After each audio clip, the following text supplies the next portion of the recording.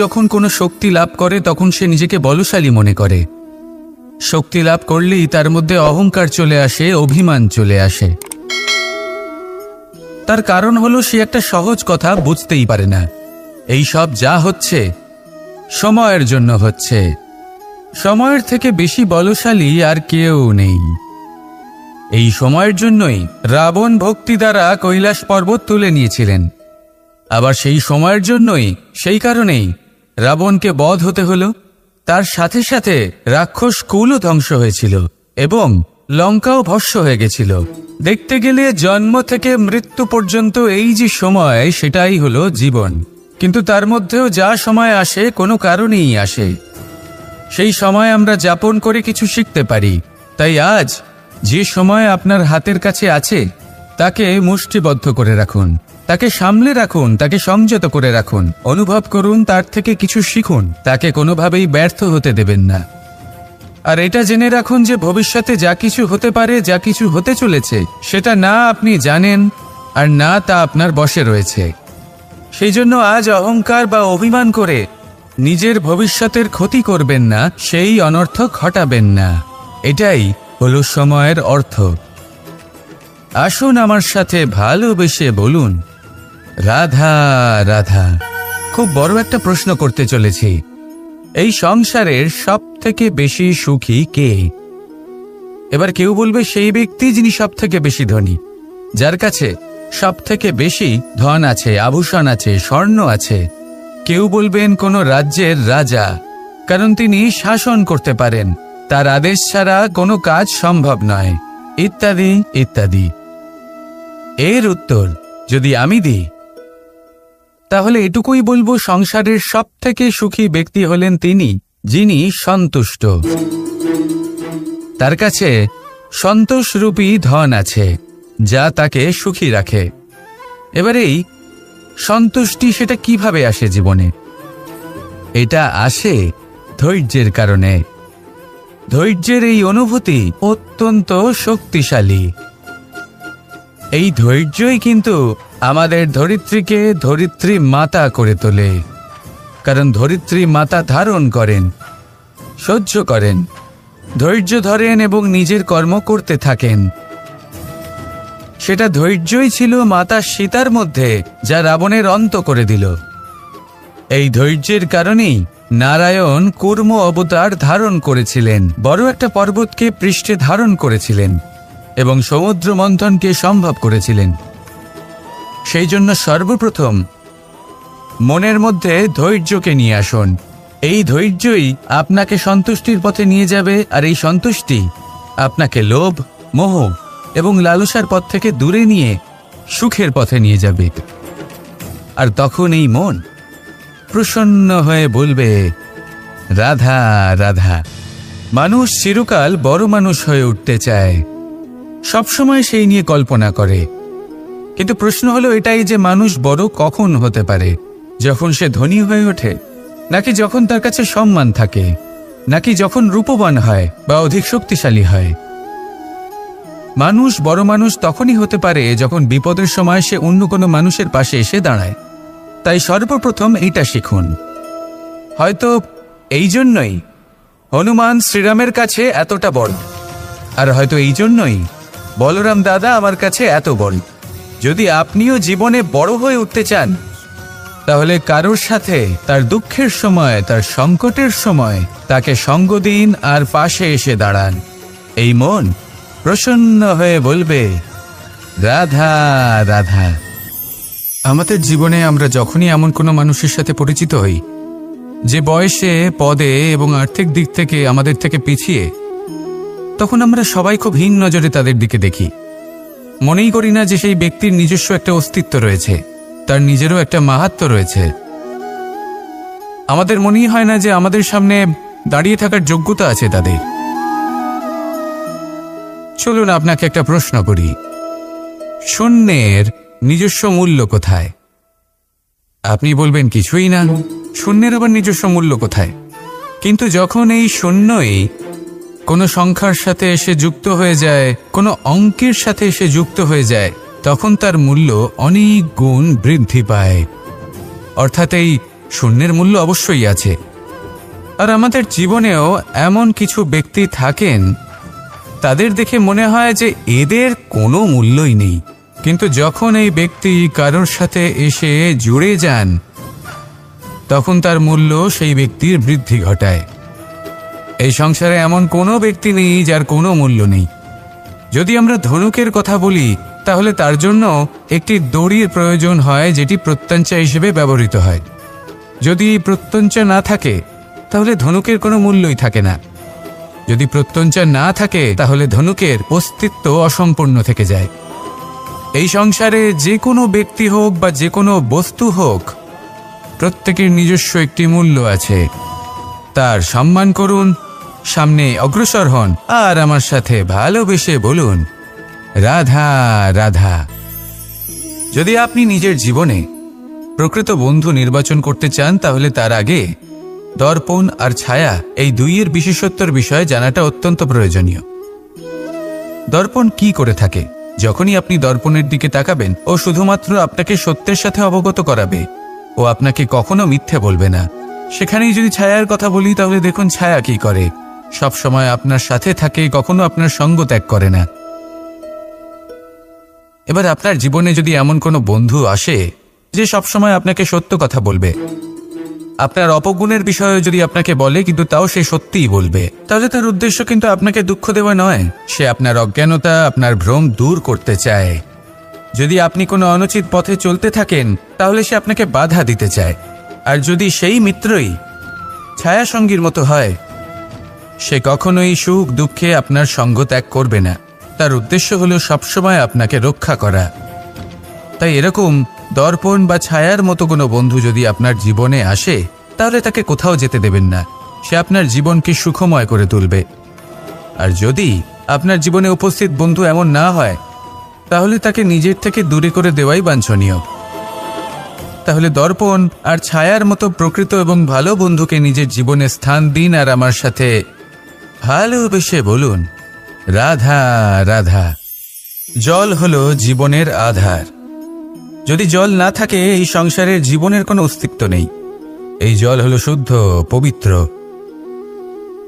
কিন্তু যখন এই জল পরিবেশের সংস্পর্শে আসে তখন ধুলো, ময়লা, কাদা এবং অন্যান্য বস্তু দ্বারা এই জল পূর্ণরূপে দূষিত হয়ে যায়। এবার যদি এই জলের শুদ্ধিকরণ করতে হয় তাহলে আমরা এই জলকে অস্থির হতে দিই না, তাকে স্থিরভাবে রেখে দিই। আর সেটা করলে সেই জল নিজে থেকেই সকল অশুদ্ধি ত্যাগ করে দেয়, নিজে থেকেই নিজেকে শুদ্ধ করে তোলে। এটা কিন্তু আমাদের মনের সাথেও হয়ে থাকে। এই সংসারে এত সমস্যার সম্মুখীন হয়েও কোথাও না কোথাও আমাদের এই মন মলিন হয়ে যায়, এতে নেতিবাচক ভাব জাগ্রত হয়। সেই মুহূর্তে আপনি কোনোভাবে রাগ করবেন না, মন খারাপ করবেন না, তাড়াতাড়ি কোনো সিদ্ধান্ত নেবেন না, কোনো প্রতিক্রিয়া দেবেন না। শুধু নিজের এই মনকে শান্ত করে রাখবেন, শান্ত মনে দিন যাপন করবেন।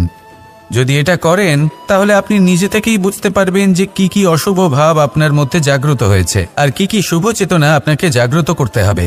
আপনি নিজে থেকেই এমন পথ খুঁজে পাবেন যার দ্বারা এই অশুদ্ধি আপনি ত্যাগ করতে পারবেন। আসুন আমার সাথে ভালোবেসে বলুন রাধা রাধা। প্রারম্ভ শূন্যের দ্বারা হয়ে থাকে, তা সে ব্রহ্মাণ্ডই হোক, পৃথিবীই হোক, আদি ইত্যাদিই হোক। সবাই নিজের অস্তিত্ব শূন্য থেকে লাভ করে।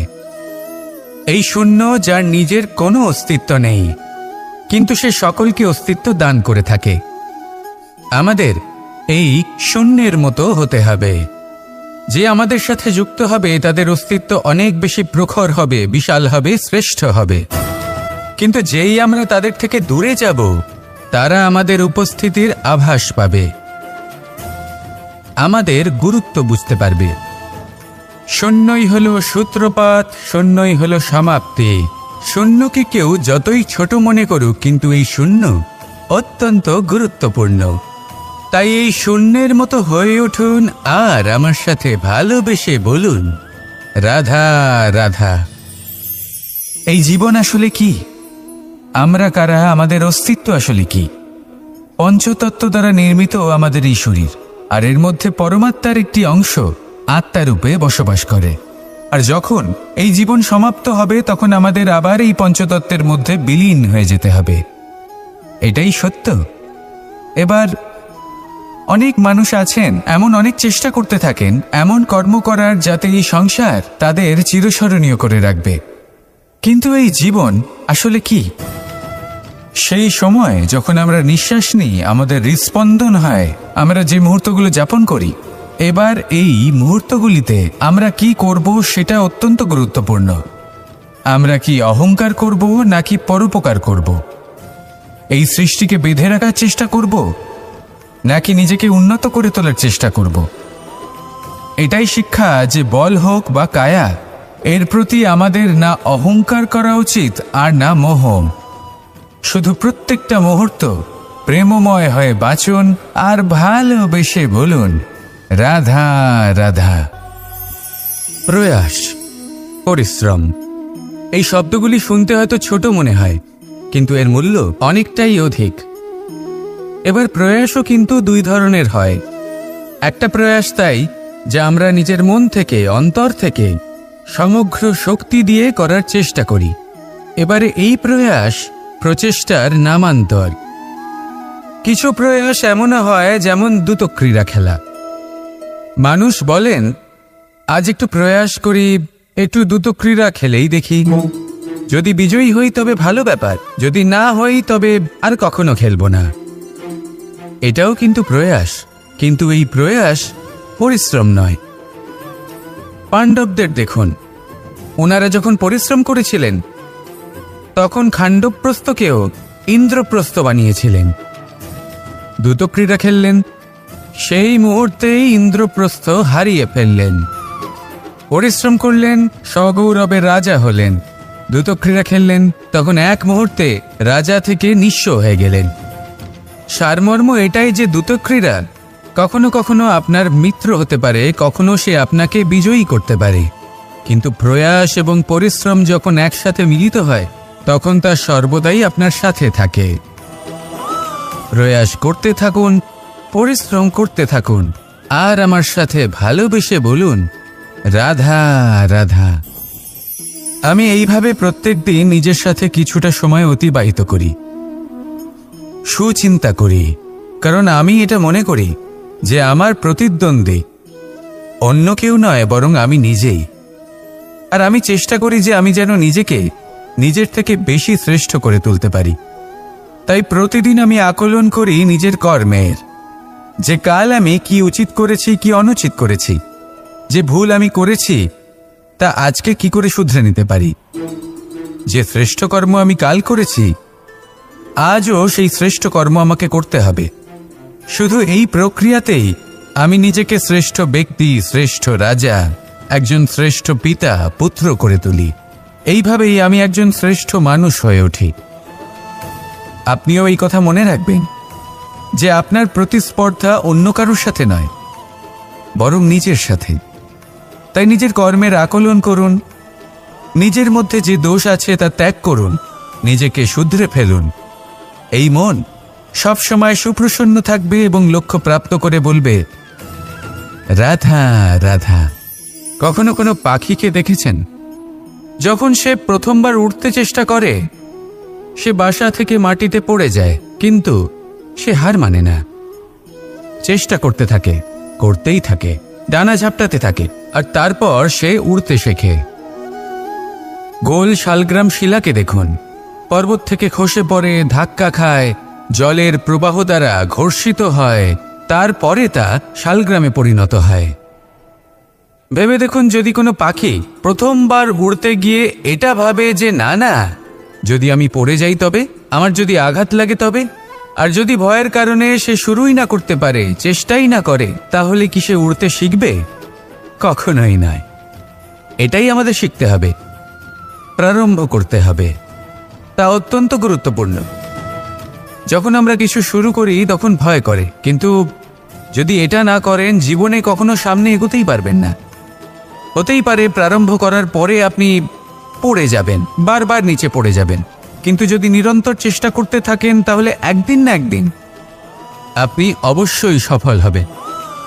এই শুরু করাটাই সব থেকে বেশি কঠিন। এর দ্বারা ভয়ভীত হবেন না। আসুন আর আমার সাথে ভালোবেসে বলুন, রাধা রাধা। এই সংসারে নির্মাণের বিষয়ে জ্ঞান লাভ করার পূর্বে ধ্বংসের বিজ্ঞান বুঝে নেওয়াও খুব প্রয়োজনীয়। যখনই আমরা ব্যায়াম করি তখন কি হয়? আমাদের পুরনো মাংসপেশি নষ্ট হয়ে যায় এবং সেই মাংসপেশির স্থানে আমরা নতুন মাংসপেশির নির্মাণ করে থাকি। যেমন একটা নতুন ইমারত গড়ে তোলবার পূর্বে পুরাতন ইমারতকে ভঙ্গ করে দিতে হয়, তবেই তো সেই স্থান সজীব হবে, ঠিক কিনা? এবারে জ্ঞান এবং বিজ্ঞান ছাড়াও এমন কিছু আছে যা কিনা অত্যন্ত গুরুত্বপূর্ণ। তা হলো সীমা পার করে যাওয়া। এই যে সীমা, এই যে নিয়ম, তা মানুষের জন্যই বানানো, তাকে নিয়ন্ত্রণ করার জন্য তৈরি করা হয়েছে। এমন অনেক সীমা, এমন অনেক নিয়ম মানুষের জন্য অত্যন্ত মঙ্গলকারী। কিন্তু কিছু এমন সীমা আছে, কিছু এমন নিয়ম আছে যা মানুষের লঙ্ঘন করে যাওয়া অতি আবশ্যক। যতক্ষণ না এই সীমা লঙ্ঘন করছেন, নিজের নতুন অস্তিত্বকে খুঁজেই পাবেন না, সেই স্থানে পৌঁছতেই পারবেন না যেখানে সংসার তাকে চিরস্মরণীয় করে রাখবে। সেই জন্য জীবনে যাই করবেন, সীমা অতিক্রম করে যান। যদি পরিশ্রম করেন তাহলে সীমা অতিক্রম করে পরিশ্রম করুন। যদি লক্ষ্যের দিকে অগ্রসর হন তাহলে সীমা অতিক্রম করে অগ্রসর হন। কোনো সীমারেখা যাতে না থাকে, সেই সর্বোচ্চ স্থান দেখুন এবং অগ্রসর হন। এই সংসারে অগ্রসর হওয়ার জন্য এই সীমারেখা বুঝে নেওয়া এবং তা অতিক্রম করার জ্ঞান লাভ করা প্রয়োজনীয়। আসুন আমার সাথে ভালোবেসে বলুন, রাধা রাধা।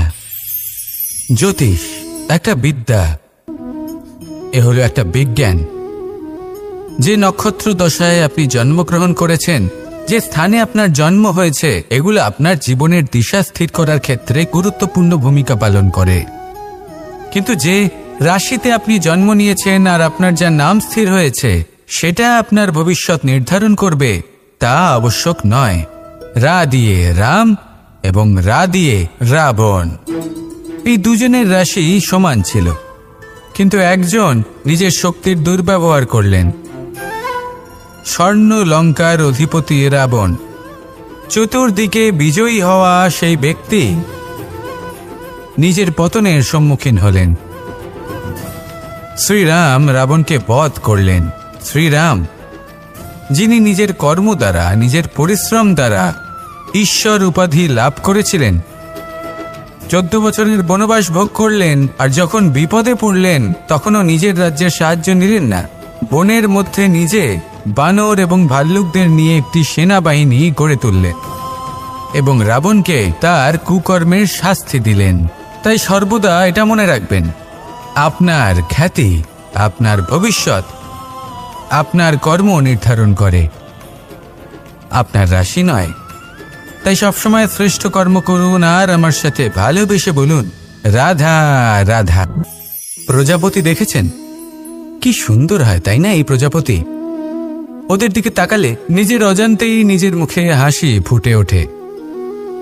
কিন্তু এই প্রজাপতি জন্ম থেকেই এমন দেখতে হয় না। জন্ম থেকে এদের কাছে ডানা থাকে না, এরা উড়তেও পারে না। যখন একটি প্রজাপতি জন্ম নেয় তখন প্রথমে ডিম অবস্থায় থাকে সে। আস্তে আস্তে সেই কবচ সে ভেঙে ফেলে, খুব পরিশ্রম করতে হয় তাকে। তারপর কীটের আকার ধারণ করে সে চলতে থাকে, অনেক কষ্ট সহ্য করতে হয়, অনেক পরিশ্রম করতে হয়।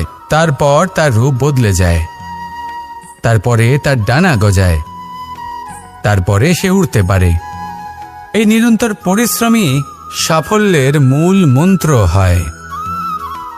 কখনো কখনো প্রতিভাও কম পড়ে যায় যদি নিরন্তর পরিশ্রম না করা হয়, যদি সমর্পণের ভাব মনে না থাকে, দৃঢ় নিষ্ঠা না থাকে। আর কখনো কখনো সেই ব্যক্তি যার মধ্যে বিশেষ প্রতিভা থাকে না, সেই ব্যক্তি নিরন্তর পরিশ্রম করে, নিজের মনে সমর্পণের বোধ জাগিয়ে তোলে, দৃঢ় নিষ্ঠার সাথে কর্ম করে আর সাফল্য লাভ করে। সেই জন্য আপনি জীবনে যেখানেই পৌঁছে যান না কেন, নিরন্তর পরিশ্রম করতে থাকুন, তবেই আপনার ভবিষ্যৎ রঙিন প্রজাপতির মতন গগনচুম্বী হবে। তবেই এই সংসার আপনাকে দেখবে এবং নিজের অজান্তেই এই সংসার নিজের মুখে হাসি ফুটিয়ে তুলবে এবং এই সংসার আমার সাথে ভালোবেসে বলবে, রাধা রাধা। আপনি কখনো কাউকে পর্বতে আরোহণ করতে দেখেছেন? বা আপনি কখনো নিজে কোনো পর্বতে আরোহণ করেছেন? করে থাকলে আপনি এই বিষয়ে অবশ্যই জানবেন যে যখন আমরা শিখরের দিকে এগোই, ওপরের দিকে এগিয়ে চলি, তখন আমাদের একটু ঝুঁকে পথ চলতে হয়, তখনই আমরা সেই পর্বত আরোহণ করতে পারি। কিন্তু যে ব্যক্তি নিচের দিকে ফিরে আসছেন তিনি কিন্তু ঝুঁকে চলেন না, তিনি দৃঢ়ভাবে সোজা হয়ে নিচে নামেন। এই ভারসাম্য বজায় রাখার এই খেলাতে সংসারের একটা সার লুকিয়ে রয়েছে। যদি আপনিও জীবনে উঁচুতে উঠতে চান, শিখরে পৌঁছতে চান, তাহলে আপনাকেও নত হয়ে বিনম্র হয়ে সামনে এগোতে হবে।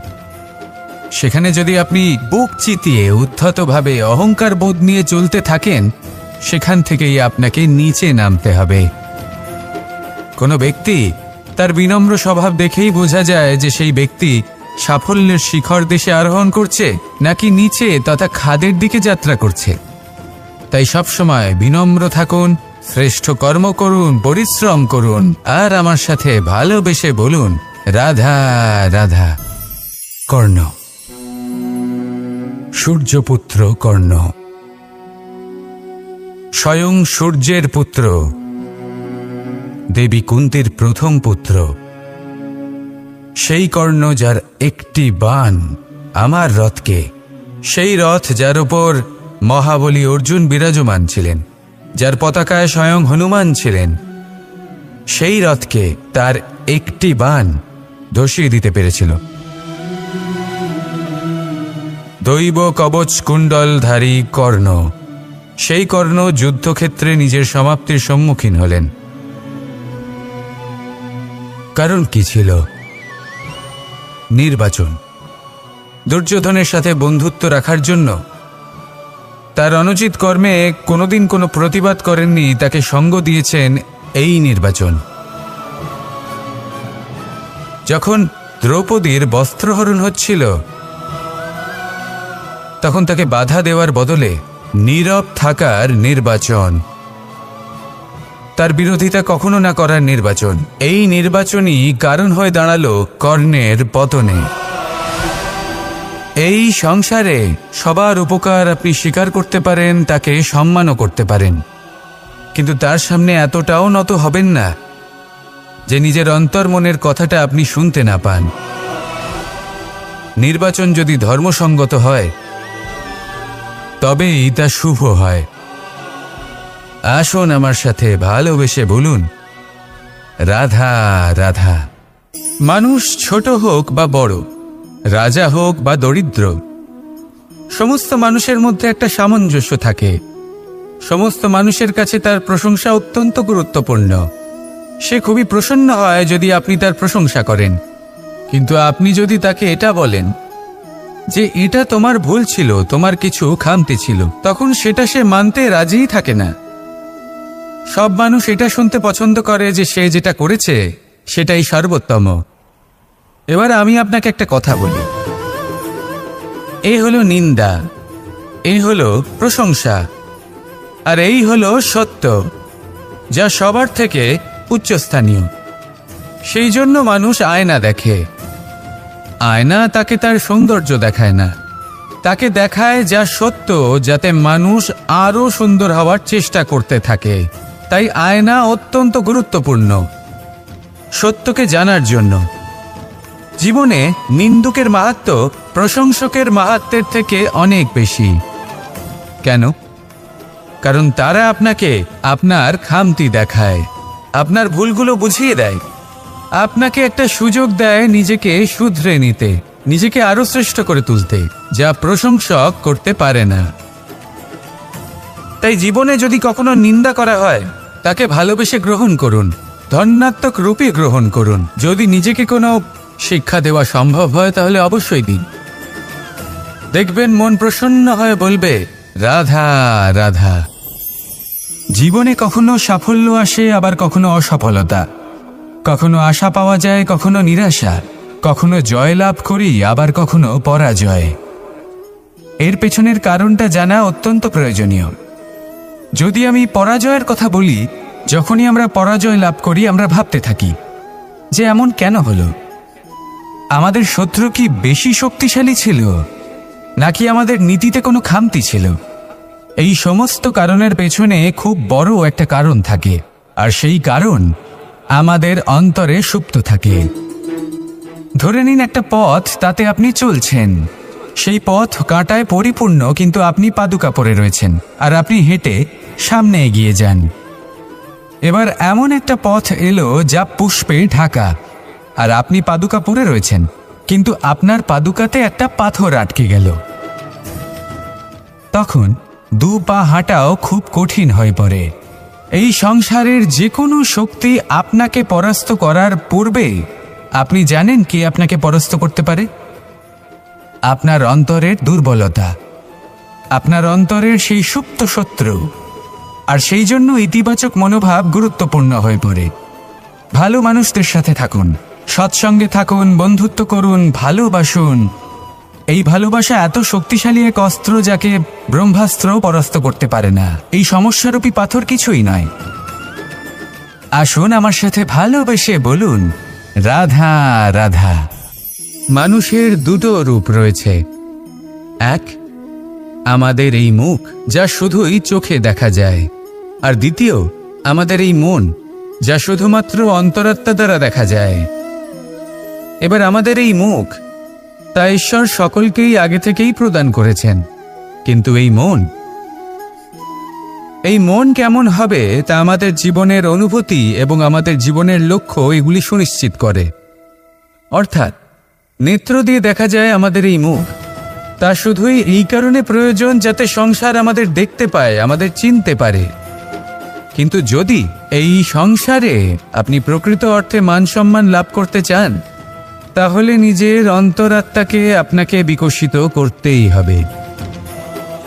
দেখুন, কথায় আছে এই যে অসুর, তা শারীরিকভাবে উপস্থিত নয়, তা মনের মধ্যে থাকে। যদি এই মন থেকে অসুরকে বের করে দেওয়া যায়, তাহলে শরীরে তা উপস্থিত থাকবেই না। তাই মনকে শুদ্ধ করুন আর আমার সাথে ভালোবেসে বলুন, রাধা রাধা। মানুষ যখনই একে অপরের সামনে নিজেদের হৃদয়ের ভাবনা প্রকাশ করে, তখন এক অত্যন্ত প্রভাবশালী মাধ্যম তারা ব্যবহার করে, যাকে ভাষা বলা হয়। এবার আমি দেখেছি যে একজন মানুষ অনেকগুলো ভাষাতেই নিপুণ। আমি এটাও দেখেছি যে মানুষ অনেকগুলো ভাষায় কথা বলে, কখনো কখনো অনেক ভাষা মিলিত করে তার প্রয়োগ করে, উচিত প্রকারে তাকে ব্যবহার করে না, না সেটাকে সম্মান করে, আর না ভাষাকে শুদ্ধ রাখে। আর এটা হলো অনুচিত। যদি ভাষাকে শুদ্ধ রাখেন, তাহলে ভাষা আপনার চরিত্রকে শুদ্ধ রাখবে, তা আপনার একাগ্রতা বাড়িয়ে তুলবে। এই প্রত্যেক ধ্বনিকে অনুভব করে যদি আপনি শব্দের উচ্চারণ করেন, ভাষাকে প্রয়োগ করেন, তাহলে আপনিও আনন্দ পাবেন, আর যিনি শুনছেন সেই ব্যক্তির কানেও মধুর শব্দ বাজবে। তাই মনে রাখবেন, যে ব্যক্তি ভাষার পবিত্রতাকে সম্মান করে, তাকে সংসারও সম্মান করে। ভাষাকে শুদ্ধ এবং পবিত্র রাখুন, তাহলে ভাষা আপনার চরিত্রকেও শুদ্ধ এবং পবিত্র রাখবে। আর এই মন সুপ্রসন্ন হয়ে বলবে, রাধা রাধা। এ হলো রামায়ণের সময়কালের কথা। সেতু নির্মাণ করার কাজ চলছিল। সমস্ত বানর সেনা এই কাজে নিযুক্ত হয়েছিলেন। বড় বড় পাথর তুলে নিয়ে এই বানর সেনা সমুদ্রে ফেলছিলেন। এই কাজ চলছিল। এমন সময় ছোট্ট একটা কাঠবিড়ালি এলো। ছোট ছোট মাটির ডেলা হাতে নিয়ে সাগরের কাছে যাচ্ছিল, আর বড় বড় পাথরের পাশে রেখে দিচ্ছিল, যথাসম্ভব সেখানে রেখে আসছিল। সারা দিন ধরে সে এই পরিশ্রম করেই যাচ্ছিল। এবার শ্রীরাম তার এই কাজ দেখতে পেলেন। সেই ছোট্ট কাঠবিড়ালিটিকে নিজের হাতে তুলে নিলেন এবং অত্যন্ত ভালোবেসে তার পিঠে হাত বুলিয়ে দিলেন। কথায় আছে যে কাঠবিড়ালির পিঠে যে দাগ আছে, সেই 3টি দাগ এসেছে শ্রীরামচন্দ্রের 3 আঙুলের থেকে।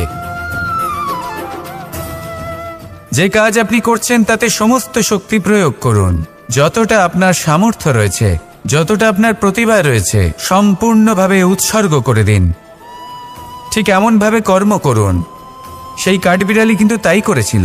সেই জন্য শ্রীরামের সাথে সেও সেই কাহিনীতে অমর হয়ে গেছিল। সম্পূর্ণ শক্তি প্রয়োগ করুন, সম্পূর্ণ সামর্থ্যের সাথে কর্ম করুন, কারণ এটাই হলো শ্রেষ্ঠ পথ কোনো কর্ম করার। আসুন আমার সাথে ভালোবেসে বলুন, রাধা রাধা। এই সংসারে যখন সাফল্যের পথে আপনি অগ্রসর হবেন, তখন আপনার পরিশ্রম, একাগ্রতা, সাহসের সাথে সাথে সমাজের মানসিকতাও সহ্য করতে হবে। প্রত্যেক ব্যক্তি কিছু না কিছু ভাবেন, কিছু না কিছু বলেন। কিছু মানুষ এমন আছেন যারা ভাববেন যে আপনি কিছুই করতে পারবেন না। তারা আপনার নিন্দা করবেন, আর এই নিন্দার কথা ভেবেই আমরা ভয়ভীত হয়ে পড়ি। সেই কারণে নিজেদের আশা, নিজেদের বিশ্বাস হারিয়ে ফেলি। এবার যদি সেই নিন্দার ভয়ে আমরা লক্ষ্যচ্যুত হই, তাহলে সেটা অনুচিত। সেই জন্য জীবনে শুধু পরিশ্রম করতে থাকুন, সামনে এগোতে থাকুন।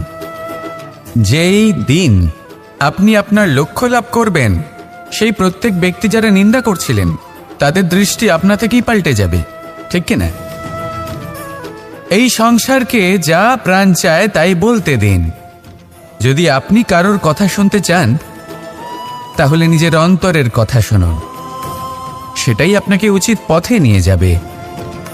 সামনে অগ্রসর হতে থাকুন, পরিশ্রম করুন। এমন একটা দিন আসবে যেদিন এই নিন্দুক ব্যক্তিরা আপনার লক্ষ্য প্রাপ্তির উদাহরণ সবাইকে দেবে। আসুন আমার সাথে ভালোবেসে বলুন, রাধা রাধা। মানুষ সুখী জীবনযাপনের প্রতি এতটাই অভ্যস্ত হয়ে পড়ে যে একটা ছোট্ট সমস্যা এলেই সে সবার থেকে সাহায্য চাইতে শুরু করে দেয়। সে সাহায্য লাভও করে এবং সেই সংকট থেকে সে বেরিয়েও আসে। কিন্তু এই সাহায্য কিছু মুহূর্তের, আর কিছু মুহূর্তের হলো এই দুঃখ। এই দুই মুহূর্তের সাহায্যের জন্য আজীবন আপনি তার কাছে ঋণী হয়ে থাকেন। আর মানবিকতার খাতিরে আপনার মনে কৃতজ্ঞতা জেগে ওঠে। আর সেই কৃতজ্ঞতা বোধ হলো যে আপনি কখনো সেই ব্যক্তিকে ছাপিয়ে যেতেই পারবেন না। সেই জন্য জীবনে সবসময় চেষ্টা করবেন নিজেকে প্রস্তুত রাখতে সেই সব সমস্যার জন্য, সেই সব বাধার জন্য যেগুলো আপনার জীবনে আসতে পারে। ততক্ষণ সাহায্য চাইবেন না যতক্ষণ না অন্য কোনো পথ না থাকছে। সাহায্য চাওয়া অনুচিত নয়, কিন্তু সাহায্য চাইলে এবং সাহায্য পেলে আপনি আজীবন কৃতজ্ঞ এবং ঋণী হয়ে থাকবেন। আর তারপর একদিন আপনি পরিবর্তন দেখতে পাবেন যে কিভাবে আপনি ছোট ছোট সমস্যার জন্য সাহায্য না চেয়ে বড় বড় সমস্যার সম্মুখীন হতে প্রস্তুত হয়ে গেছেন। এটাই হলো সংসারের নীতি। এটাই পালন করুন আর আমার সাথে ভালোবেসে বলুন, রাধা রাধা।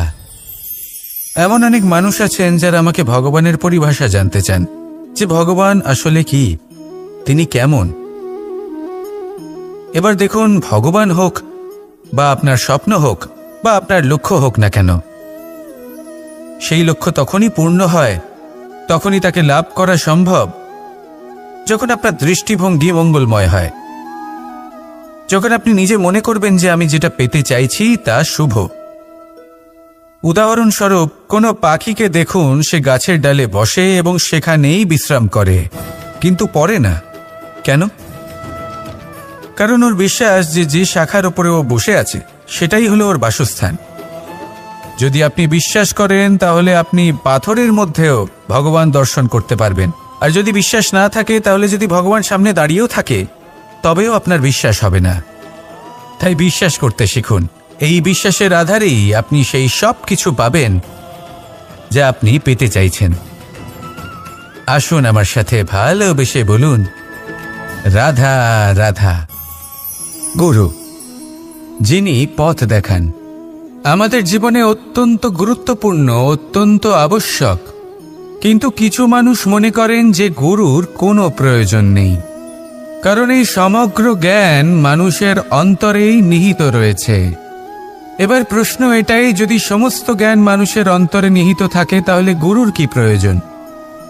আর যারা আজ পর্যন্ত গুরুকে মেনে এসেছেন তারা কি অনুচিত করেছেন? এর উত্তর আমি আপনাকে দেব একটা উদাহরণ দ্বারা। একটা কাঠ যা জ্বলনশীল। জ্বলনের ঊর্জা তার অন্তরে নিহিত রয়েছে, কিন্তু তার জ্বলনের জন্য বাইরে থেকে একটা অনুঘটকের প্রয়োজন হয়। এই অনুঘটকই হলেন আপনার গুরু। উত্তাপ যা একটা কাঠকে জ্বালাতে পারে, সেই উত্তাপ হলো গুরুর প্রচেষ্টা। যদি সেই গুরুই না থাকে, তার প্রচেষ্টাই না থাকে, তাহলে সেই সমস্ত জ্ঞান যা মানুষের অন্তরে নিহিত তা ব্যর্থ হয়ে যাবে। যদি আপনার সাথে আপনার গুরু থাকেন, আপনার পথ প্রদর্শন করেন, আপনার অন্তরের জ্ঞানকে বাইরে নিয়ে আসতে পারেন, তাহলে তাকে সম্মান করুন আর আমার সাথে ভালোবেসে বলুন, রাধা রাধা। असतो मा सद्गमय, तमसो मा ज्योतिर्गमय, मृत्युर्मा मृतंगमय। জ্ঞান সেটাই যা অসত্য থেকে সত্যের পথে চালিত করে। প্রকাশ সেটাই যা অন্ধকার থেকে আলোর পথে নিয়ে আসে। জীবন সেটাই যা মৃত্যু থেকে অমরত্বের পথে নিয়ে যায়। এবার এই তিনটে, জ্ঞান, জীবন এবং প্রকাশ, একই রকম। শূন্য থেকে এর উৎপত্তি হয় এবং আস্তে আস্তে আপনার জীবনে বিস্তার লাভ করে। এবার আমরা এটাই ভাবি যে কেমন করে এই তিনটিকে আগলে রাখা যায়। এর উত্তর হলো, এদের আগলে রাখার প্রয়োজনই নেই, ভাগ করে দিতে হবে। কোনো বৃক্ষকেই দেখে নিন, একটি বৃক্ষ অনেক বছর ধরে বেঁচে থাকে। কেন? কারণ সে ভাগ করে দিতে জানে। সে নিজের বীজ ছড়িয়ে দেয়, এই ধরিত্রীতে দেয়, সেই বীজ যা অঙ্কুরিত হয়ে এক নতুন বৃক্ষকে জন্ম দেয়। শুধু ছড়িয়ে দিয়ে একটি বৃক্ষ জীবন দান করতে পারে।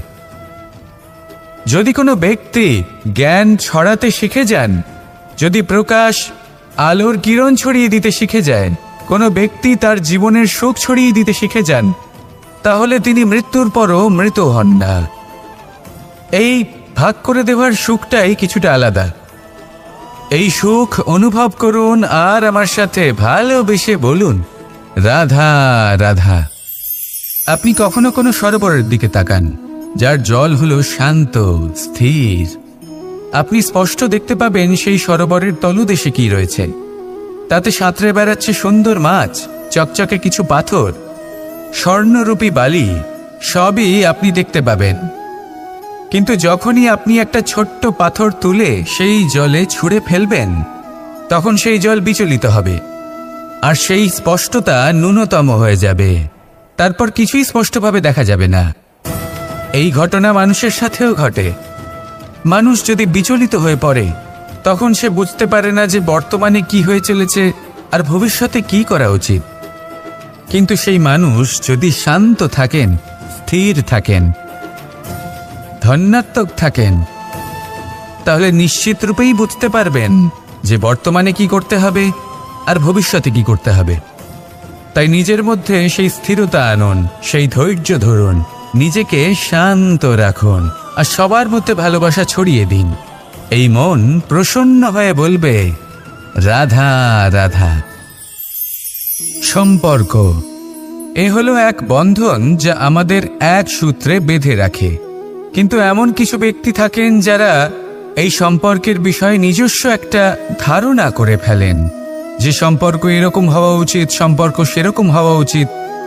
আমি এই সম্পর্কের জন্য কত কিছু করেছি এই ব্যাখ্যা করতে থাকেন আর তার বদলে অনেক কিছু প্রত্যাশাও করেন। কিন্তু সত্য হলো এটাই যে সব সম্পর্ক একরকমের হয় না, কিন্তু প্রত্যেক সম্পর্কের একটা বিশেষত্ব থাকে। যেমন চোখ আর নাকের এই সম্পর্ককেই দেখুন। চোখের সব থেকে কাছে কে আছে? নাক আছে। কিন্তু এই চোখ দিয়ে এই নাককে আমরা দেখতেই পাই না। তবে কি ধরে নেব এই সম্পর্কের কোনো মূল্য নেই? এমনও নয়। ঠিক এইভাবেই যদি কোনো ব্যক্তি তার আবেগ আপনার কাছে ব্যক্ত করতে না পারেন বা প্রকট করতে না পারেন বা আপনাকে বোঝাতে না পারেন, তাহলে তার মানে এটা নয় যে তার সাথে আপনার সম্পর্কের তিক্ততা রয়েছে। এমনটা কখনোই নয়। শুধু চোখ আর নাকের এই সম্পর্কের মতোই হলো আমাদের জীবনে আমাদের আপনজনের সাথে সম্পর্ক। যদি কারোর ব্যবহার আপনার প্রতি অনুচিত হয়, বা যদি কেউ অনুপস্থিত থেকে থাকে বা কেউ যদি আপনাকে বুঝতে না পারেন, তাহলে তার অর্থ এটা নয় যে আপনি সেই সম্পর্ক ভেঙে ফেলবেন। বুঝুন, আপনার জীবনে তার গুরুত্ব কোথায় আর তার জীবনে আপনার। সম্পর্ক গড়ে তুলুন, তাকে পালন করতে শিখুন, একসাথে মিলে চলুন। এই মন সুপ্রসন্ন হয়ে বলবে, রাধা রাধা। সব থেকে বেশি কোমল বস্তু হলো রেশম। এই রেশম এতটাই কোমল হয় যে এর পুরো একটা থান শুধুমাত্র একটা হাতে ধরা সম্ভব। কখনো ভেবে দেখেছেন এই রেশম কিভাবে হয়? একটি কীট তার লালার দ্বারা উৎপন্ন হয়। এই কীট সেই রেশমকে পাক দিতে থাকে, পাক দিতেই থাকে আর আস্তে আস্তে তার মধ্যেই জড়িয়ে পড়ে। শেষে ওর এই সুন্দর অমূল্য সৃষ্টি রেশমের এই সুতো তার নির্মাণ কার্য পূর্ণ হয়, কিন্তু তাতেই ও নিজে বন্দী হয়ে যায়। নিজেরই মায়াজালের এই বন্দী গৃহে নিজেই ফেঁসে যায়।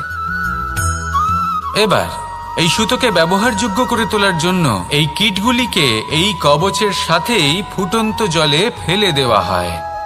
এই সংসারে যদি আমাদের স্বপ্ন এই সংসারের দুঃখ হরণ করার জন্য, এই সংসারে সুখ বিতরণ করার জন্য হয়, তবেই আমাদের প্রগতি সম্ভব। যদি আমাদের এই স্বপ্ন শুধুই আমাদের এবং আমাদের স্বার্থ সিদ্ধির জন্য হয়, তাহলে এই স্বপ্ন আমাদের অন্ধ করে দেবে, আমাদের অন্ধকারের পথে নিয়ে যাবে, আর আমরাও সেই কীটের মতো হয়ে যাব। নিজেদেরই মায়াজালে আমরা নিজেই ফেঁসে যাব, আর শেষে আমরা যদি কিছু লাভ করি তা হবে একাকিত্ব, অন্ধকারময় মৃত্যু। তাই স্বপ্ন অবশ্যই দেখুন, কিন্তু এমনভাবে স্বপ্ন দেখবেন না যে তার এই বন্দিগৃহে আপনি নিজেই ফেঁসে গেলেন। স্বপ্ন দেখুন পরোপকারে।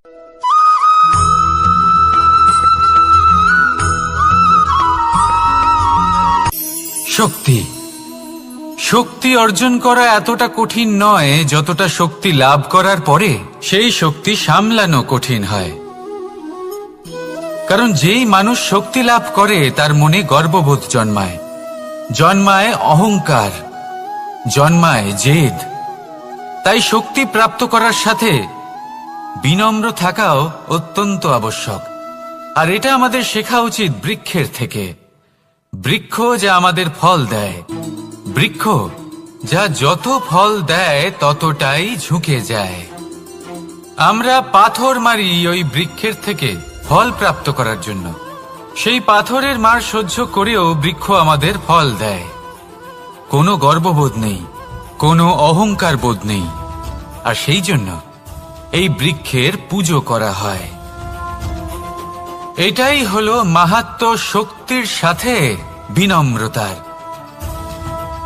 যদি এই শক্তি সৃজন করে থাকে, সাহায্য করে থাকে, সম্বল হয়ে থাকে, তবেই সেই শক্তি উপযুক্ত। আর নয়তো সেই শক্তি একদিন আপনাকে আসক্ত অবশ্যই করবে। তাহলে শক্তি অবশ্যই অর্জন করুন, কিন্তু তার সাথে সেই শক্তি সামলানোর মতো বিবেকও আপনাকে অবশ্যই জাগ্রত করতে হবে।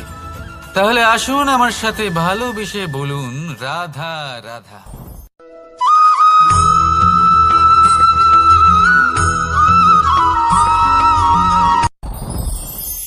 সাথী।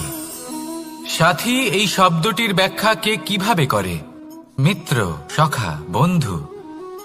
কিন্তু অর্থ একটাই, তিনি যিনি আপনার সঙ্গী হন আর তিনি যার সাথী আপনি হন। এবার সব থেকে বড় প্রশ্ন হলো এটাই যে তিনি কে হতে পারেন যাকে আপনি আপনার সাথী বলে মেনে নিতে পারেন, নিজের সখা, নিজের মিত্র, নিজের বন্ধু মেনে নিতে পারেন। আপনার সাথী হলেন তিনি যিনি দুঃখের সময় আপনার পাশে থাকবেন, আপনার হাত ধরে থাকবেন। আপনার সাথী হলেন তিনি যার হাত আপনি নিজের সুখের দিনে ধরে থাকবেন। সেই সাথীরই হাত ধরুন যিনি দুঃখে সবসময় আপনাকে সাহায্য করার জন্য তৎপর হয়ে থাকেন, আপনার পাশে থাকেন, আর যাকে সুখের দিনে আপনি আপনার সাথে রাখতে পারেন। আর যখন আপনার সাথে আপনার এই সাথী থাকবে, তখন আপনি এটা বুঝবেন যে যখন জীবনে দুঃখ আসে তখন এই দুঃখ কমে যায়, সবার মধ্যে ভাগ হয়ে যায়।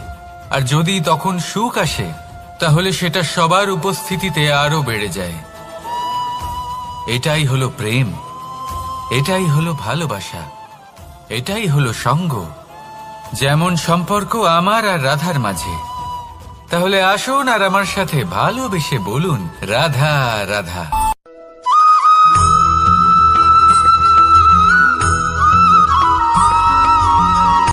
জীবন কিসের উপর নির্ভরশীল? ধনের উপর। বৈভবের অনুভব যদি আপনি করতে চান তাহলে তা পাবেন শুধু একতার দ্বারা, সংগঠনের দ্বারা। যদি আপনাকে উদাহরণ দিই, নিজের এই হাতটাকে দেখুন, 5টা আঙুল রয়েছে। কোনো একটা বস্তুকে নিজের একটা আঙুল দ্বারা তুলে ধরার চেষ্টা করে দেখুন, বড়ই কষ্ট হবে। তখন আপনি বুঝতে পারবেন যখন এই 5টি আঙুল একত্রিত হয় তখন কোনো কাজ কতটা সহজ হতে পারে। এটাই হলো শক্তি একতার। সব থেকে ভালো উদাহরণ যদি আপনাকে দিই তাহলে বাঁশি। এই বাঁশি থেকে অত্যন্ত মধুর সুর নির্গত হয় যা সবার মন প্রসন্ন করে দেয়। এই কথা সত্যি। কিন্তু এই বাঁশি আমি একটা বা দুটো আঙুল দিয়ে বাজাতে পারবো না। আমাকে প্রত্যেকটা আঙুল ব্যবহার করতেই হবে, তবেই এর থেকে মধুর সুর নির্গত হবে যা সকলকে প্রসন্ন করবে, ঠিক কিনা?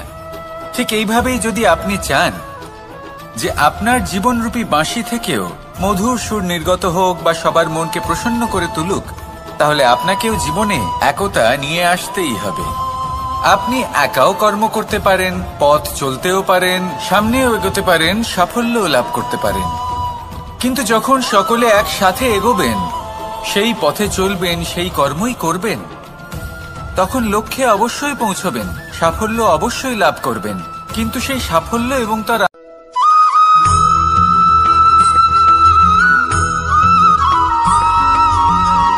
পুরুষার্থ। শাস্ত্রে 4 ধরনের পুরুষার্থের কথা বলা হয়েছে। প্রথম হলো ধর্ম। আপনি কি জানেন এই ধর্ম আসলে কি?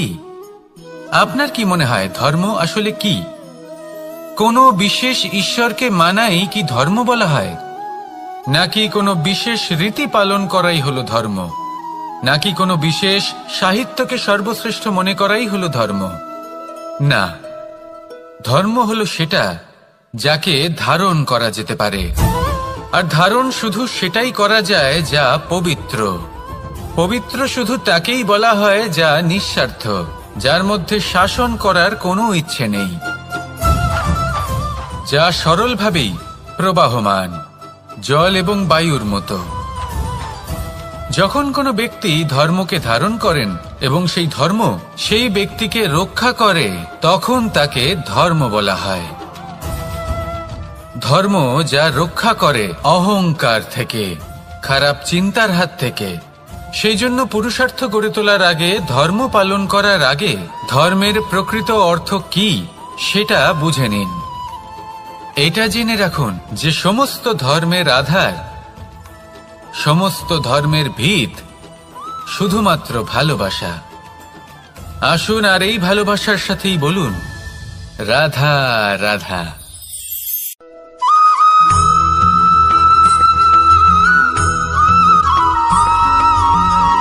কেউ বলে জীবন খুব ক্ষণস্থায়ী, কেউ বলে জীবন হলো একটা সুন্দর স্বপ্নের মতো, আবার কেউ বলবে জীবন হলো এক কঠোর সত্য।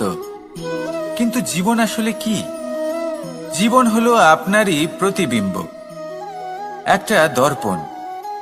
অর্থাৎ আপনি জীবনকে সেইভাবেই পাবেন যেরকম আপনি নিজেকে প্রতিপন্ন করবেন।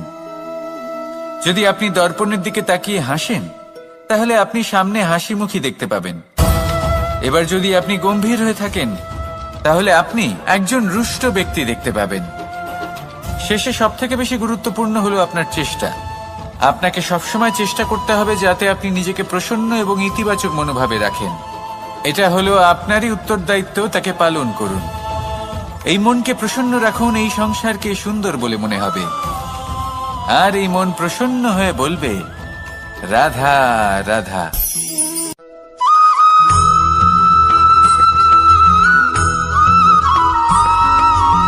এই সংসারে প্রত্যেক মানুষ এটাই চান যে তিনি যেন ধনবান হন, আর্থিক অবস্থা তার ভালো থাকে, ওনার বাড়িতে লক্ষ্মীর আগমন হয়।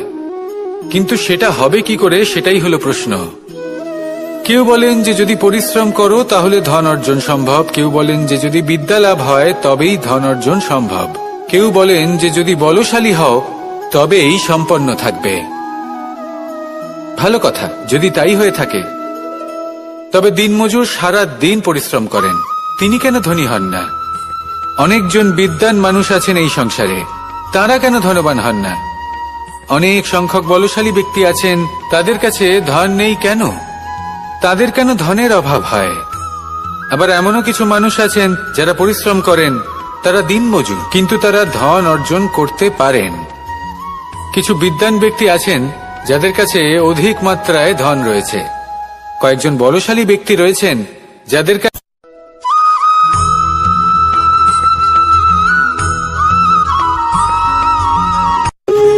যখন মানুষের মৃত্যু হয় তখন কি হয়? অনেক সংখ্যক মানুষ শোক পালন করতে চলে আসেন। যে ব্যক্তি মৃত্যু লাভ করেছেন তার অনেক বস্তু থাকে যেগুলো তার প্রিয়, যেগুলো তিনি ব্যবহার করেছেন, তার শয্যা, তার বস্ত্র, তার আভূষণ, সবকিছু তার থেকে বিচ্ছিন্ন করা হয় এবং খালি হাতে তাকে শ্মশানের উদ্দেশ্যে রওনা করা হয়। আমি আপনাকে এই প্রশ্ন করতে চাই, আপনি এই সংসারে কি অর্জন করেছেন?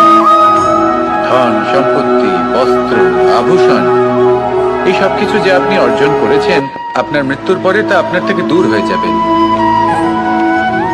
এর উত্তর হলো একটাই, আপনার কর্ম।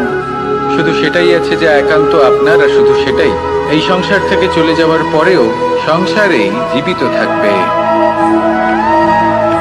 যদি আপনি দুষ্কর্ম করেন তাহলে এই সংসার আপনাকে একটি অনুচিত উদাহরণ হিসেবে মনে রাখবে যে এই ব্যক্তি খুব পাপী ছিল, অনুচিত কর্ম করতেন। যে পথে তিনি চলেছেন সেই পথে কারোর চলা উচিত নয়। সেখানেই যদি আপনি সৎকর্ম করেন তাহলে সংসার চিরকাল এটাই বলবে যে খুব ভালো মানুষ ছিলেন, সবাইকে ভালোবাসতেন, সবাইকে সাহায্য করতেন, আমার খুব প্রিয় মানুষ ছিলেন। এটাই হলো শ্রেষ্ঠ কর্ম। সেই জন্য জীবনে শুধুমাত্র ধন, সম্পত্তি, আভূষণ এই সব অর্জন করতে গিয়ে নিজের মনোনিবেশ করবেন না। শ্রেষ্ঠ কর্ম করুন। সংসার থেকে চলে যাওয়ার পরেও এই কর্মই এই সংসারে আপনাকে জীবিত রাখবে। আসুন আমার সাথে ভালোবেসে বলুন, রাধা রাধা।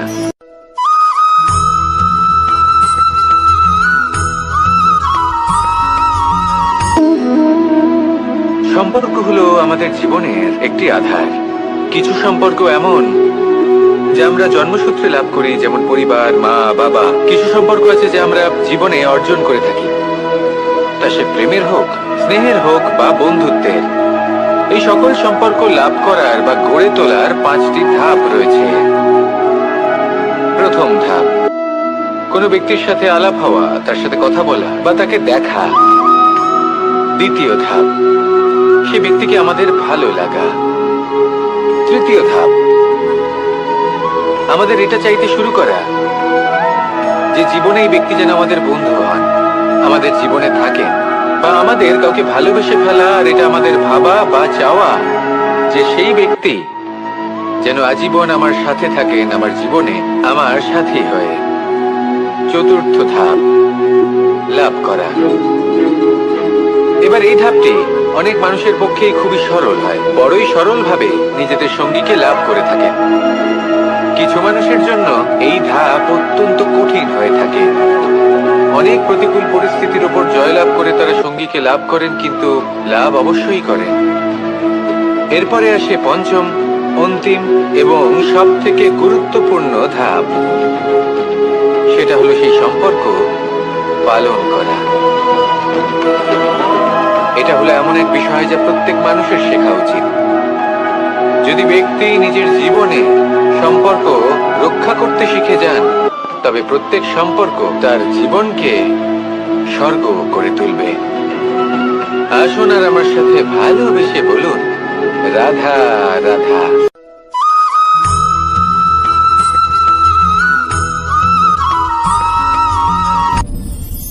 আপনি কি কখনো কোনো জলের ধারা দেখেছেন? তার সামনে যতই মাটি থাকুক না কেন, যতই কাদা থাকুক না কেন, যখন এই জলের ধারা বইতে আরম্ভ করে দেয়, তাহলে নিজের মনের, নিজের ভাবনার, নিজের জীবনের যত অনাবশ্যক তত্ত্ব আছে, অনুপযোগী অংশ রয়েছে, অর্থাৎ অপরিষ্কার অংশ রয়েছে, তা নিজে থেকেই নির্মল হয়ে উঠবে। আর যেরকম জলের ধারা কখনো থেমে থাকে না, সব সময় বয়ে চলে, সেইভাবে আপনিও কখনোই থামবেন না। সবসময় বয়ে চলুন, এগোতে থাকুন। পথে যদি অনেক বিপদ আসে, সমস্যা আসে, থামবেন না, তার উপর নিরন্তর প্রহার করুন, নিরন্তর প্রয়াস করুন আর অগ্রসর হন। আপনি ভেবে দেখুন, এই জলের ধারা কখনো থেমে থাকে না, সবসময় বয়ে চলে, বিপদের সম্মুখীন হয়ে তাকে সাথে বয়ে নিয়ে চলে। সেই জন্য জলের ধারা, প্রবাহমান এই ধারা, এর থেকে কখনো দুর্গন্ধ আসে না, এতে কখনো ময়লা জমতে পারে না, বরং পালিত হয় সুন্দর প্রাণবন্ত জীবজন্তু, যেমন সুন্দর ছোট মাছ। তাই আপনিও এটাই করুন, কখনো থামবেন না, শুধু চলতে থাকুন, জলের ধারার মতো বইতে থাকুন। আপনি আপনার লক্ষ্য অবশ্যই খুঁজে পাবেন, আর তার সাথে নিজের অন্তরের যে মালিন্য রয়েছে তা আপনি নিজেই নিজের থেকে দূরে করে দেবেন। তাহলে আসুন আর আমার সাথে ভালোবেসে বলুন, রাধা রাধা।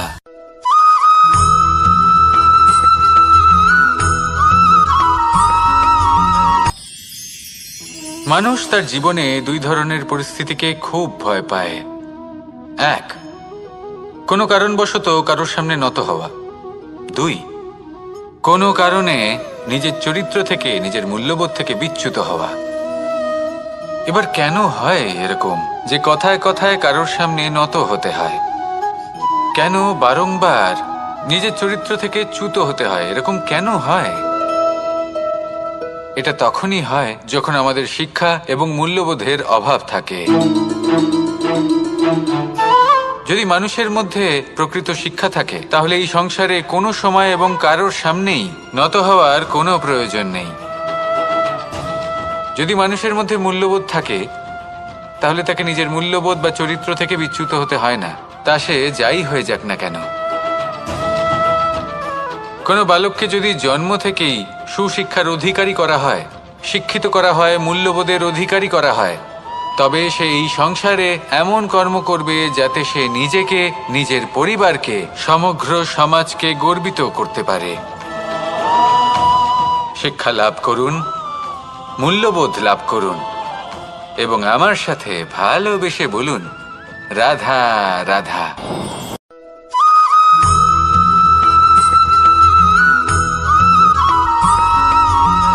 আপনি কখনো কোনো বাজকে নিজের বাসা বানাতে দেখেছেন? এই বাজ যখনই কোনো বাসা বানায়, তখন উঁচু গাছের ডালে বা কোনো পর্বতের শিখরে বাসা বানায়, অনেক উচ্চতায়, আর সেখানে তার সন্তানও জন্মগ্রহণ করে। যখন এই সন্তানেরা জন্মায়, তখন এই বাজ খুবই ভালোবেসে এবং খুব সাবধানে এদের পালন পোষণ করে, নিজের ঠোঁট দিয়ে তাদের ঠোঁটে খাবার পরিবেশন করে। কিন্তু যেই সেই সন্তানেরা হৃষ্টপুষ্ট হয়ে যায় এবং সেই কথা বাজ নিজে বুঝতে পেরে যায়, সেই বাজ নিজেই সেই বাসা ছিন্ন ভিন্ন করে দেয়। সেই সন্তান যাদের সবেমাত্র ডানা গজিয়েছে, কিভাবে উড়তে হয় তারা জানে না, সেই সন্তানগুলিকে উচ্চতা থেকে ঠেলে দেয়। সেই সন্তান প্রথমে ভয়ভীত হয়ে যায়, তারা সামনে মৃত্যুকে দেখতে পেয়ে ভয়ের কারণে তাদের ডানা ঝাপটাতে থাকে, আর সেই প্রক্রিয়াতেই সেই সন্তানগুলি উড়তে শুরু করে দেয়।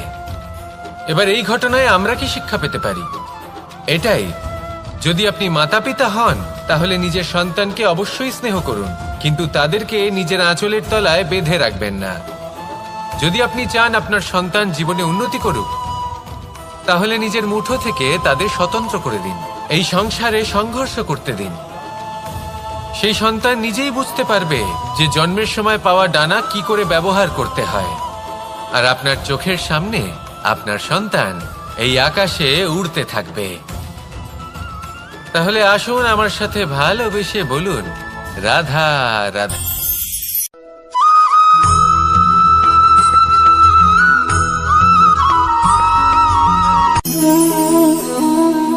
নিয়তি। রাধা আমাকে বলে, কৃষ্ণ, যদি তুমি জানো যে নিয়তিতে কি আছে তাহলে তাকে বদলে দাও না কেন? মহাদেব আমাকে বলেন যে শ্রীকৃষ্ণ, যদি আপনি এটা জানেন যে সাম্বের নিয়তি এটাই, তাহলে আপনি তাকে বদলানোর চেষ্টা কেন করেন? কেন? কারণ আমি একজন পিতা, আর পিতার কর্তব্য এটাই, তিনি যেন সম্ভাব্য সব চেষ্টা করেন নিজের সন্তানের মঙ্গলের জন্য। নিয়তি আমি জানি, কিন্তু এটাও আমি জানি যে কর্মের থেকে বড় আর কোনো নিয়তি হতে পারে না। অভিজ্ঞতাও রয়েছে যে কর্মের হাতে নিয়তির এই চক্র বদলে যেতে পারে। তাই জীবনে যদি আপনার কখনো এমন মনে হয় যে এটা তো অসম্ভব, তখনও চেষ্টা করা কখনোই ছাড়বেন না। কে বলতে পারে আপনারই কর্মের কোনো এক বীজ হয়তো নিয়তির চাকায় আটকে গেল আর নিয়তিকে নিজের পথ পাল্টাতে হলো, ঠিক কি না? সেই জন্য নিয়তিকে ভাগ্য মেনে নিয়ে চুপ করে বসে থাকবেন না। নিজের নিয়তি স্বয়ং নিজের কর্মের দ্বারা নির্ধারিত করুন, কারণ আপনার এই কর্মের ওপরেই আপনার অধিকার রয়েছে, আর এই অধিকারকে নিয়তি অনেক সময় সম্মানও করে। তাহলে আসুন আর আমার সাথে ভালোবেসে বলুন রাধা রাধা।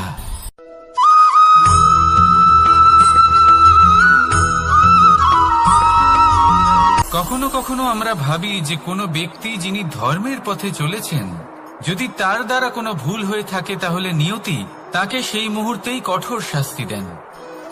কিন্তু সেই সব মানুষ যারা সংসারের সবথেকে বড় অধর্মী, বহু নিকৃষ্ট মানের কাজ করেন, তাদের নিয়তি অনেক সুযোগ দেন।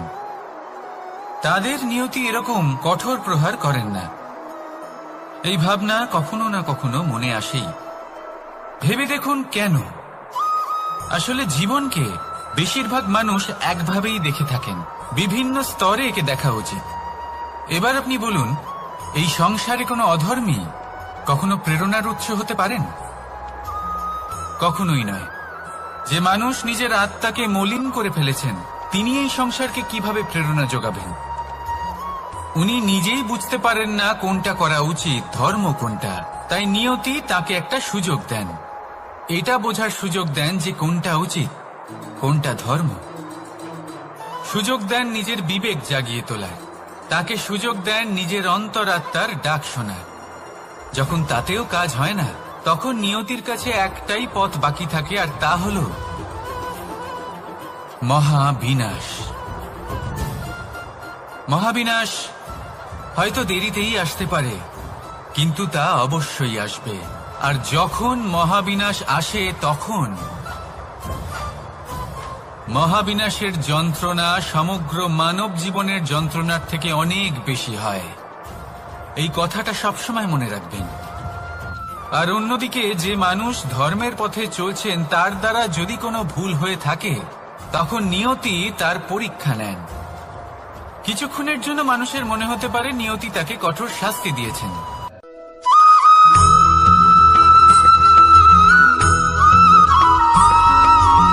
এই সংসারে কখনো কোনো ব্যক্তিকে তার বাইরের পোশাক দেখে বিচার করার চেষ্টা করবেন না, এটা খুব বড় ভুল করবেন। যেমন আমরা জীবনে অনেক সময় এমন করি, ধরুন কোথাও একটা গাছ দেখলাম, খুব বিশাল আকারের একটা গাছ, যেটা মাটির থেকে অনেক উঁচুতে পৌঁছে গেছে, যার বিশাল শাখা আছে। সেগুলো দেখে আমরা ভাবি যে এই গাছে হয়তো কত সুস্বাদু ফল আছে, আমরা সেই গাছের পরিচর্যা করতে থাকি। আবার অন্যদিকে হলো একটি তৃণ, যেটা মাটি থেকে কিছুটা উঁচুতে পৌঁছেছে, কিন্তু সেই তৃণর নিচে, মাটির নিচে অত্যন্ত সুস্বাদু ফল বা সবজি জন্ম নেয়, যা আমাদের স্বাস্থ্যের পক্ষে অত্যন্ত উপকারী। সেই জন্য কখনো আবরণ দেখে কাউকে বিচার করতে চেষ্টা করবেন না। তার বদলে এটা বোঝার চেষ্টা করুন যে আপনার সামনে যে ব্যক্তি আছে বা বস্তু আছে, তার বিশেষত্ব কি। যদি এই বিশেষত্ব বোঝার ক্ষমতা আপনি অর্জন করেন, যদি এই শিল্প আপনি নিজের ভেতরে জাগ্রত করেন, তাহলে এই সংসারে বিশেষত্ব কি সেটা আপনি জানতে পারবেন। আর এই সমস্ত খেলা দৃষ্টি থেকে নয়, দৃষ্টিভঙ্গি থেকে জন্ম নেয়। দৃষ্টিভঙ্গি সবসময় শুভ রাখুন আর আমার সাথে ভালোবেসে বলুন, রাধা রাধা।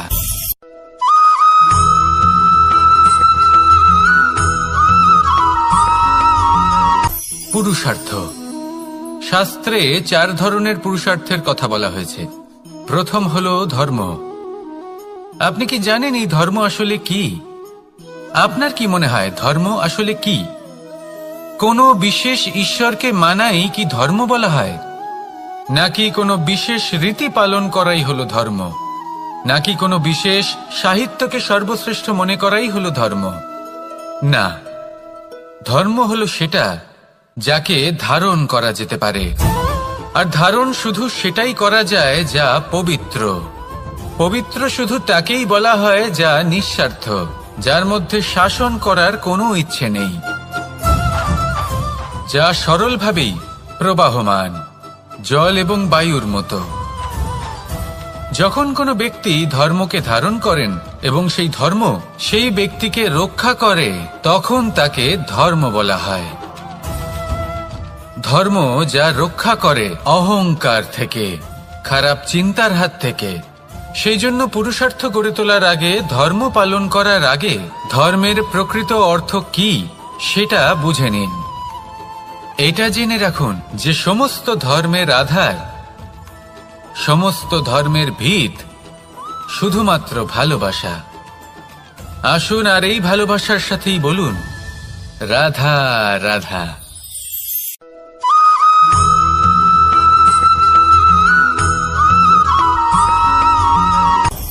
আপনি কখনো পর্বতের শিখরে উঠেছেন?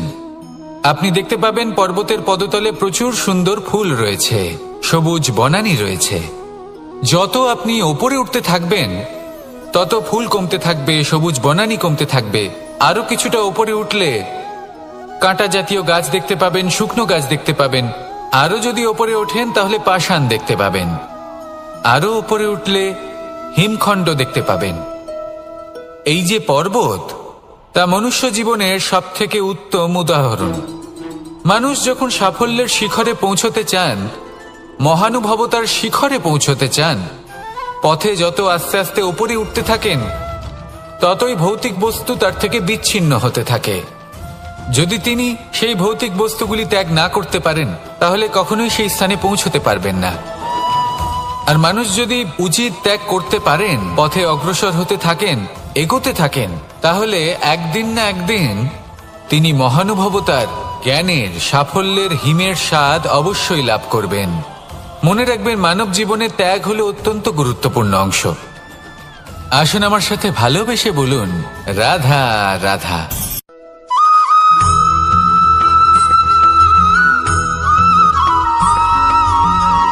কেউ বলে জীবন খুব ক্ষণস্থায়ী, কেউ বলে জীবন হলো একটা সুন্দর স্বপ্নের মতো, আবার কেউ বলবে জীবন হলো এক কঠোর সত্য।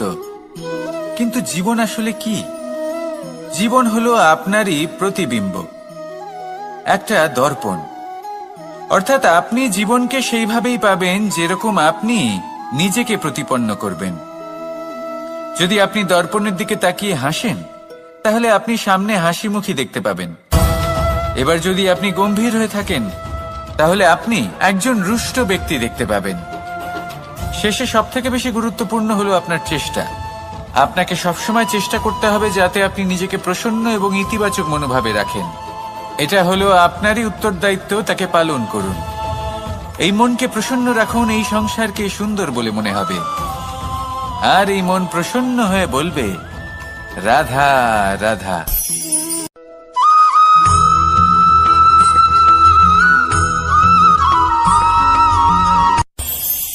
এই সংসারে আমরা প্রকাশ কোথা থেকে পাই?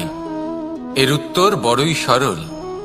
ভোরে যখন সূর্যোদয় হয়, তখন প্রকাশের কিরণ আমাদের ঘরে এসে পৌঁছয়। এইভাবেই আমরা প্রকাশ লাভ করি। এবার এই প্রকাশের আলোতেই আমরা সারাদিনের কাজ সম্পন্ন করি। সন্ধে হয়ে যায়, সূর্যাস্ত হয়ে যায়। আর আমাদের ঘর যাতে অন্ধকার না হয়, তার জন্য আমরা একটা প্রদীপ প্রজ্বলিত করি। এটাই ঘটে আমাদের জীবনেও। এবার প্রবাহমান আয়ুর সাথে আমরা আমাদের অন্তরে যদি একটা প্রদীপ প্রজ্বলিত করে নিই, তাহলে বিষয়টাই অন্যরকম হবে। এবার আপনি বলবেন কোন প্রকাশের কথা বলছি যা আমাদের অন্তরে জাগ্রত করা সম্ভব? আমাদের আত্মার মাঝে প্রেমের প্রকাশ জাগ্রত করার কথা বলছি। কারণ আমাদের এই জীবন এও হলো দিনের আলোর মতো। আজ প্রকাশ আছে, কিন্তু কোনোদিন অবশ্যই অস্ত হবে। কিন্তু অস্ত হবার আগে যদি আমরা আমাদের আত্মার মাঝে প্রেমের এই প্রকাশ উজ্জ্বলিত করে নিই, তাহলে আমাদের সন্ধ্যাকালও আমরা আনন্দে এবং প্রেমে যাপন করব। তাহলে আসুন আর আমার সাথে ভালোবেসে বলুন, রাধা রাধা।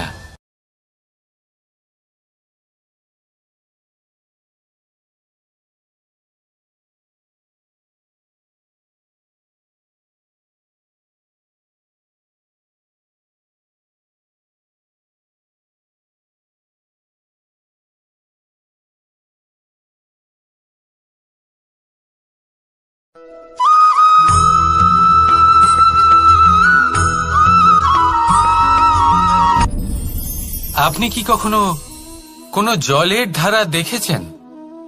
তার সামনে যতই মাটি থাকুক না কেন, যতই কাদা থাকুক না কেন, যখন এই জলের ধারা বইতে আরম্ভ করে দেয়, তাহলে নিজের মনের, নিজের ভাবনার, নিজের জীবনের যত অনাবশ্যক তত্ত্ব আছে, অনুপযোগী অংশ রয়েছে, অর্থাৎ অপরিষ্কার অংশ রয়েছে, তা নিজে থেকেই নির্মল হয়ে উঠবে।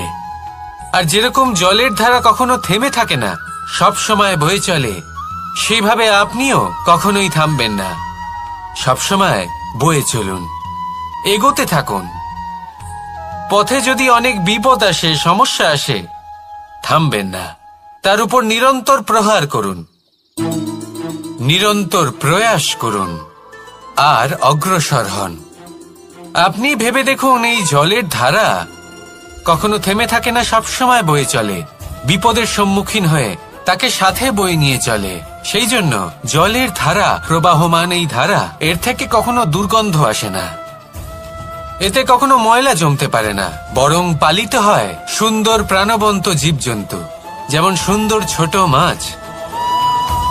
তাই আপনিও এটাই করুন, কখনো থামবেন না, শুধু চলতে থাকুন, জলের ধারার মতো বইতে থাকুন। আপনি আপনার লক্ষ্য অবশ্যই খুঁজে পাবেন, আর তার সাথে নিজের অন্তরের যে মালিন্য রয়েছে তা আপনি নিজেই নিজের থেকে দূরে করে দেবেন। তাহলে আসুন আর আমার সাথে ভালোবেসে বলুন, রাধা রাধা।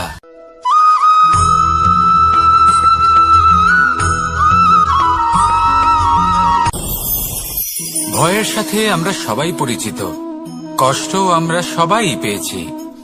কখনো কখনো আমরা অসুস্থ হয়ে পড়ি, আর এমন সময় হলে মাতার মমতা, কখনো বাবার স্নেহ, কখনো বন্ধুদের পাশে থাকার অনুভূতি আমাদের রোগ নিরাময়ে সাহায্য করে। কখনো যদি আমরা নিরাশ হয়ে পড়ি, তখন যদি আমাদের কোনো আপনজন আমাদের দুটো ভালো কথা বলে, তখন আমাদের মনোবল বেড়ে যায়। ঠিক তেমন সংসারের এই রঙ্গমঞ্চে যদি আপনি পীড়িত অনুভব করেন, কিছু শুভ কথা আলোচনা করুন, কিছু স্তুতি গান করুন, কিছু মুহূর্তের জন্য হলেও নিজের ইষ্টদেবের কথা স্মরণ করুন আর প্রার্থনা করুন। সাহস বাড়বে, শক্তিও বৃদ্ধি পাবে এবং সামনে এগিয়ে চলার পথও দেখতে পাবেন। তখন এই মন প্রসন্ন হয়ে বলবে, রাধা রাধা।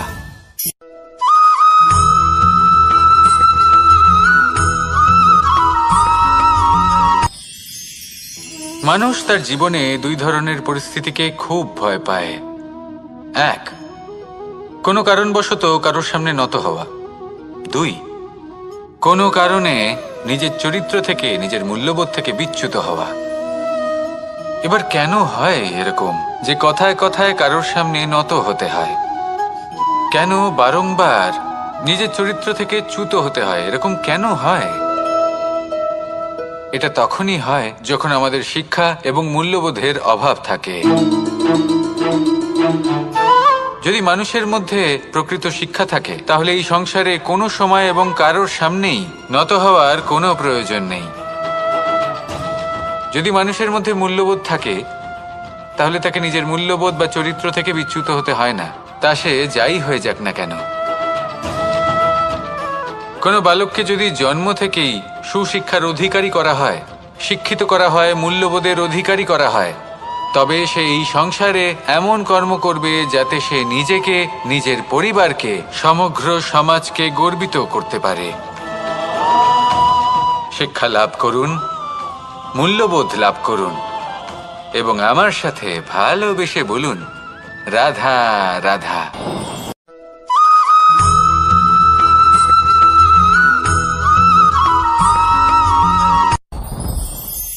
সাথী।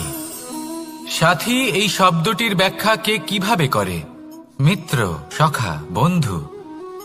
কিন্তু অর্থ একটাই, তিনি যিনি আপনার সঙ্গী হন আর তিনি যার সাথী আপনি হন। এবার সব থেকে বড় প্রশ্ন হলো এটাই যে তিনি কে হতে পারেন যাকে আপনি আপনার সাথী বলে মেনে নিতে পারেন, নিজের সখা, নিজের মিত্র, নিজের বন্ধু মেনে নিতে পারেন। আপনার সাথী হলেন তিনি যিনি দুঃখের সময় আপনার পাশে থাকবেন, আপনার হাত ধরে থাকবেন। আপনার সাথী হলেন তিনি যার হাত আপনি নিজের সুখের দিনে ধরে থাকবেন। সেই সাথীরই হাত ধরুন যিনি দুঃখে সবসময় আপনাকে সাহায্য করার জন্য তৎপর হয়ে থাকেন, আপনার পাশে থাকেন, আর যাকে সুখের দিনে আপনি আপনার সাথে রাখতে পারেন। আর যখন আপনার সাথে আপনার এই সাথী থাকবে তখন আপনি এটা বুঝবেন যে যখন জীবনে দুঃখ আসে তখন এই দুঃখ কমে যায়, সবার মধ্যে ভাগ হয়ে যায়। আর যদি তখন সুখ আসে তাহলে সেটা সবার উপস্থিতিতে আরো বেড়ে যায়। এটাই হলো প্রেম, এটাই হলো ভালোবাসা, এটাই হলো সঙ্গ। যেমন সম্পর্ক আমার আর রাধার মাঝে। তাহলে আসুন আর আমার সাথে ভালোবেসে বলুন, রাধা রাধা।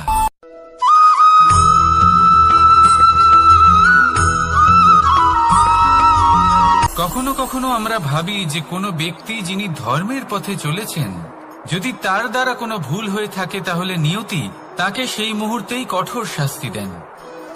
কিন্তু সেই সব মানুষ যারা সংসারের সব থেকে বড় অধর্মী, বহু নিকৃষ্ট মানের কাজ করেন, তাদের নিয়তি অনেক সুযোগ দেন। তাদের নিয়তি এরকম কঠোর প্রহার করেন না। এই ভাবনা কখনো না কখনো মনে আসেই। ভেবে দেখুন কেন? আসলে জীবনকে বেশিরভাগ মানুষ একভাবেই দেখে থাকেন, বিভিন্ন স্তরে একে দেখা উচিত। এবার আপনি বলুন, এই সংসারে কোনো অধর্মী কখনো প্রেরণার উৎস হতে পারেন? কখনোই নয়।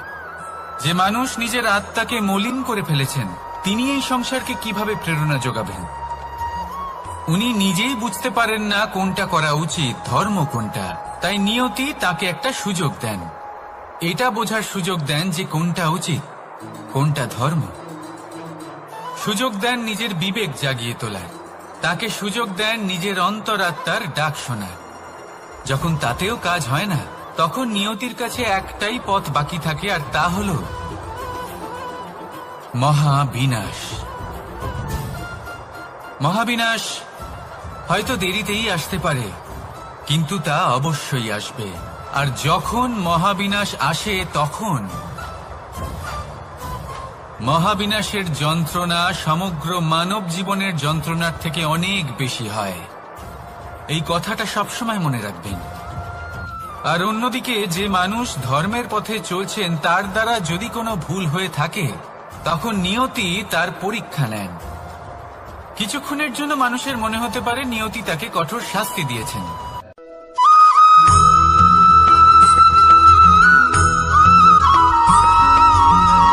মানুষের মানসিকতা এমন হয় যে সে যতটা করে আশা করে যে তার থেকে অনেক বেশি তার বদলে সে পাবে। দেখুন, সবকিছুই আপনার ভাবনা চিন্তার উপর নির্ভর করছে। আপনি যদি ফলের বিষয়ে ভেবে কর্ম করতে থাকেন তাহলে সেটা অনুচিত। জীবনের আসল আনন্দ হলো নিজের কর্ম করতে থাকা, ফলের চিন্তা করা উচিত নয়। যদি আপনি এরকম ভাবেন যে আমি এতটা করছি, আমার এতটা পাওয়া উচিত, সেই ভাবনা অনুচিত।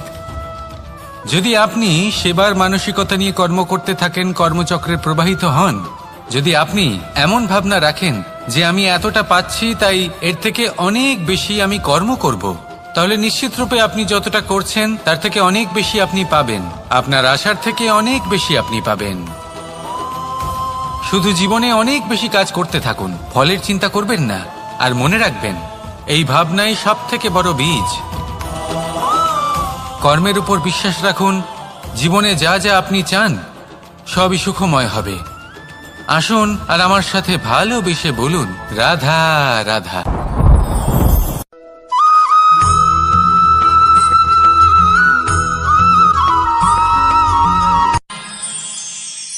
আমরা সবাই সূর্যকে সম্মান কেন করি? কারণ আমরা জানি যে সন্ধেবেলা যখন সূর্যাস্ত হবে তখন শুধুমাত্র অন্ধকার বাকি থাকবে।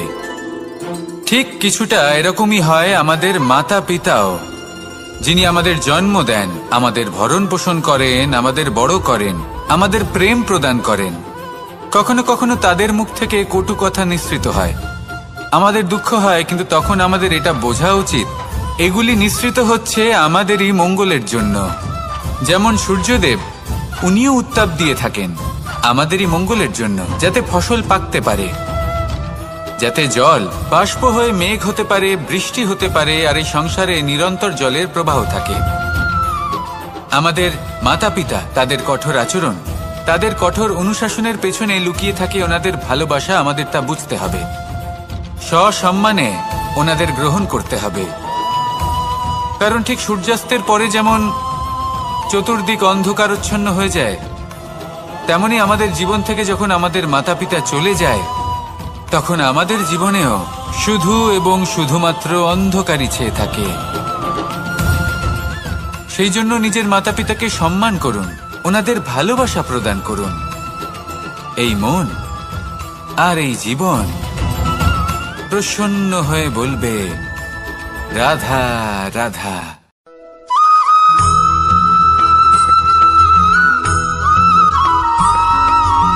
এই সংসারে কখনো কোনো ব্যক্তিকে তার বাইরের পোশাক দেখে বিচার করার চেষ্টা করবেন না, এটা খুব বড় ভুল করবেন। যেমন আমরা জীবনে অনেক সময় এমন করি, ধরুন কোথাও একটা গাছ দেখলাম, খুব বিশাল আকারের একটা গাছ, যেটা মাটির থেকে অনেক উঁচুতে পৌঁছে গেছে, যার বিশাল শাখা আছে। সেগুলো দেখে আমরা ভাবি যে এই গাছে হয়তো কত সুস্বাদু ফল আছে, আমরা সেই গাছের পরিচর্যা করতে থাকি। আবার অন্যদিকে হলো একটি তৃণ, যেটা মাটি থেকে কিছুটা উঁচুতে পৌঁছেছে, কিন্তু সেই তৃণর নিচে, মাটির নিচে অত্যন্ত সুস্বাদু ফল বা সবজি জন্ম নেয়, যা আমাদের স্বাস্থ্যের পক্ষে অত্যন্ত উপকারী।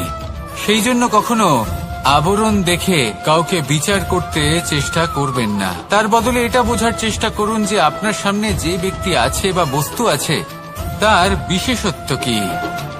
যদি এই বিশেষত্ব বোঝার ক্ষমতা আপনি অর্জন করেন, যদি এই শিল্প আপনি নিজের ভেতরে জাগ্রত করেন, তাহলে এই সংসারে বিশেষত্ব কি সেটা আপনি জানতে পারবেন।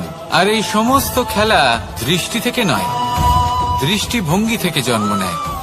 দৃষ্টিভঙ্গি সবসময় শুভ রাখুন আর আমার সাথে ভালোবেসে বলুন, রাধা রাধা।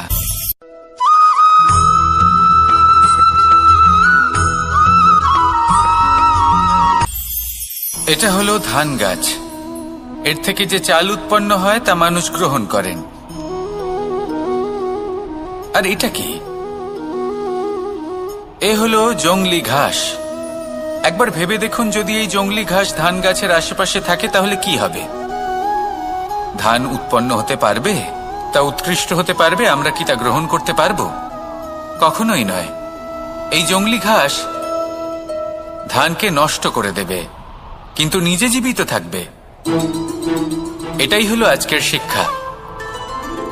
এই সংসারে যদি আপনি নীতির পথে চলতে চান, উচিত কর্ম করতে চান, সংসারকে সেবা করতে চান, তাহলে জংলি ঘাসের মতো ব্যক্তিদের থেকে সবসময় দূরে থাকতে হবে।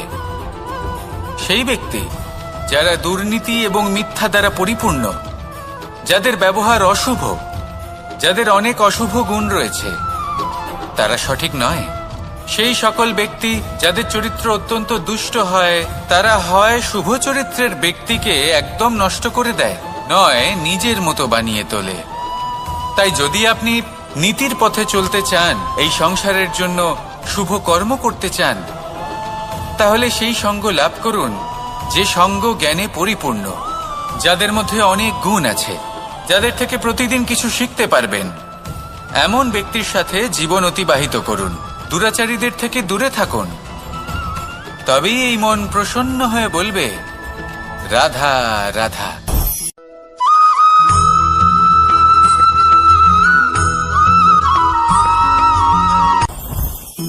জীবনে কিছু শেখা অত্যন্ত গুরুত্বপূর্ণ। এবার কি কি শিখতে হবে, সেই সব শেখানোর জন্য অনেক শিক্ষক রয়েছেন, কিন্তু কি শিখবেন না আর কি করবেন না, এটা আমাদের নিজের অভিজ্ঞতা দিয়ে শিখতে হয়। কিন্তু তার মানে এটা নয় যে যদি আপনাকে শিখতে হয় যে আগুনের তাপ কতটা, আপনাকে আগুনের মধ্যে হাত দিতে হবে। না, অন্য কারোর অভিজ্ঞতা দ্বারাও শিখতে পারেন। প্রশ্ন শুধুমাত্র একটাই যে আপনি কি শিখতে চান নাকি চান না। যদি আপনি এটাই ভাবেন যে আমি শুধুই নিজের অভিজ্ঞতা দ্বারাই শিখতে চাই, তাহলে জীবনকাল ছোট মনে হবে, অনেক কিছুই শিখতে পারবেন না। তাই নিজের সাথে সাথে বড়দের অভিজ্ঞতার দ্বারাও শেখা শুরু করে দিন, এই সংসারের অভিজ্ঞতা দ্বারা শিখতে শুরু করে দিন। আর এটা নিশ্চিত রূপে শেখা আবশ্যক যে কখন কি করবেন না, কোথায় থামতে হবে আর কোথায় থামবেন না। তাহলে আসুন আর আমার সাথে ভালোবেসে বলুন, রাধা রাধা।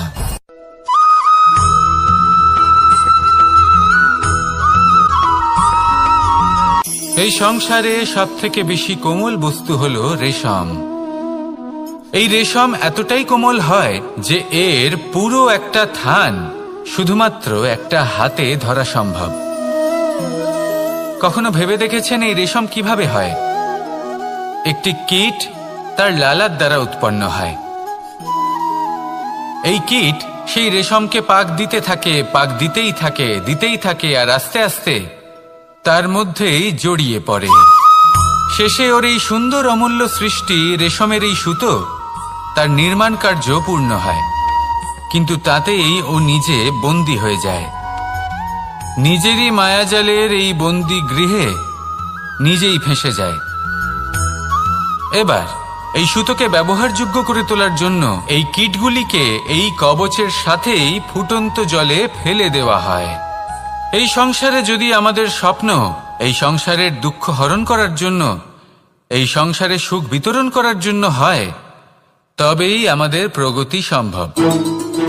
যদি আমাদের এই স্বপ্ন শুধুই আমাদের এবং আমাদের স্বার্থ সিদ্ধির জন্য হয়, তাহলে এই স্বপ্ন আমাদের অন্ধ করে দেবে, আমাদের অন্ধকারের পথে নিয়ে যাবে, আর আমরাও সেই কীটের মতো হয়ে যাব। নিজেদেরই মায়াজালে আমরা নিজেই ফেঁসে যাব, আর শেষে আমরা যদি কিছু লাভ করি তা হবে একাকিত্ব, অন্ধকারময় মৃত্যু। তাই স্বপ্ন অবশ্যই দেখুন, কিন্তু এমন ভাবে স্বপ্ন দেখবেন না যে তার এই বন্দিগৃহে আপনি নিজেই ফেঁসে গেলেন। স্বপ্ন দেখুন পরোপকারে।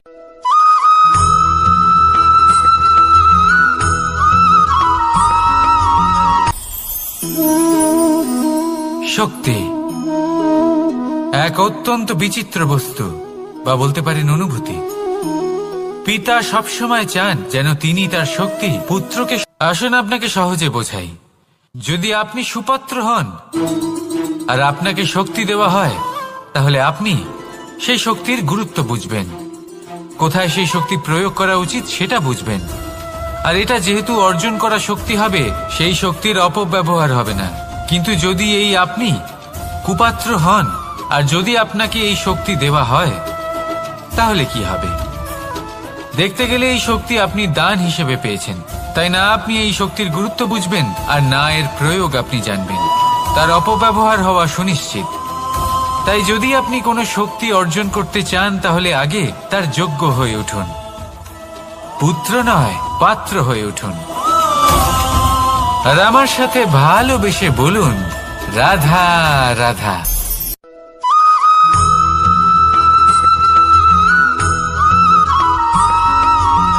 এই সংসারে প্রত্যেক মানুষ এটাই চান যে তিনি যেন ধনবান হন, আর্থিক অবস্থা তার ভালো থাকে, ওনার বাড়িতে লক্ষ্মীর আগমন হয়। কিন্তু সেটা হবে কি করে, সেটাই হলো প্রশ্ন। কেউ বলেন যে যদি পরিশ্রম করো তাহলে ধন অর্জন সম্ভব, কেউ বলেন যে যদি বিদ্যা লাভ হয় তবেই ধন অর্জন সম্ভব, কেউ বলেন যে যদি বলশালী হও তবেই সম্পন্ন থাকবে। ভালো কথা, যদি তাই হয়ে থাকে, তবে দিনমজুর সারা দিন পরিশ্রম করেন, তিনি কেন ধনী হন না? অনেকজন বিদ্বান মানুষ আছেন এই সংসারে, তারা কেন ধনবান হন না? অনেক সংখ্যক বলশালী ব্যক্তি আছেন, তাদের কাছে ধন নেই কেন? তাদের কেন ধনের অভাব হয়? আবার এমনও কিছু মানুষ আছেন যারা পরিশ্রম করেন, তারা দিনমজুর, কিন্তু তারা ধন অর্জন করতে পারেন। কিছু বিদ্বান ব্যক্তি আছেন যাদের কাছে অধিক মাত্রায় ধন রয়েছে, কয়েকজন বলশালী ব্যক্তি রয়েছেন যাদের কাছে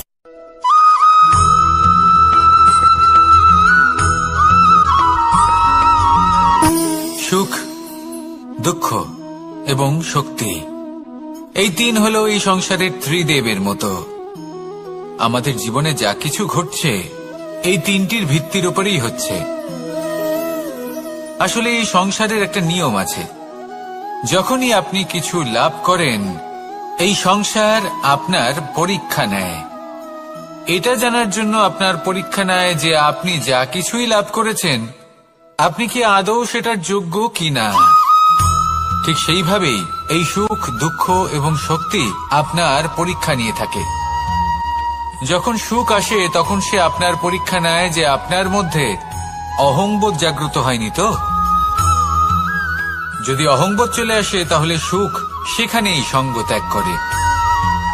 দুঃখ আপনার ধৈর্যের পরীক্ষা নিতে থাকে, আর যদি আপনার মধ্যে ধৈর্য না থাকে তাহলে এটা আপনাকে আরো বেশি দুঃখের গভীর অন্ধকারে ঠেলে দেবে। সেখানে শক্তি পরীক্ষা নেয় আপনার বিনম্রতার।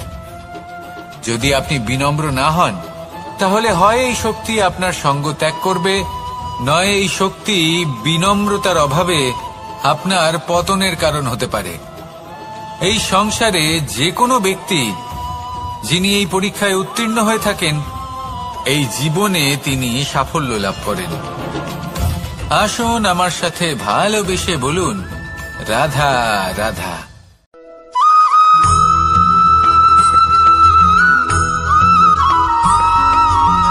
পঞ্চতত্ত্বের মধ্যে দ্বিতীয় তত্ত্ব হল ধরণী, ভূমি, যাকে আমরা ধরণী মাতা বলি। এই ধরণী ধৈর্য ধারণ করে, আর এর ওপরেই আমাদের সমগ্র সংসার নির্ভরশীল। কারণ এই ভূমি সহ্য ক্ষমতা রাখে, এর সহ্য ক্ষমতা হল অপরিসীম। সন্তান যতই আঘাত প্রদান করুক না কেন প্রেম পূর্বক সহ্য করে, আর তার বদলে অমূল্য রত্ন প্রদান করে। সন্তান যদি হাল চালায় তাহলে তার বদলে তাকে অন্ন প্রদান করে। এটাই হলো ধরণী। এবার এর থেকে আমরা কি শিক্ষা পেতে পারি? এটাই যে কারোর জন্য কিছু করা বা কাউকে কিছু দেওয়া মনে কোনো কামনা ছাড়াই। আর এই কথাটা বুঝে যান, যদি কারোর জন্য কামনা না রেখে বা কোনো পাওয়ার আশা না রেখে কারোর জন্য কিছু করেন বা কারোকে কিছু দেন, যদি এটা আপনি শিখতে পারেন তবে আপনি ভালোবাসতে শিখে গেছেন। আর সেই জন্যই এই ধরিত্রীকে মাতা বলা হয়। কারণ মাতা শুধু উনি নন যিনি গর্ভে সন্তানকে ধারণ করেন, মাতা তো উনিও যিনি জীবন বাঁচতে শেখান, যিনি জীবন বাঁচার উদাহরণ প্রদান করেন।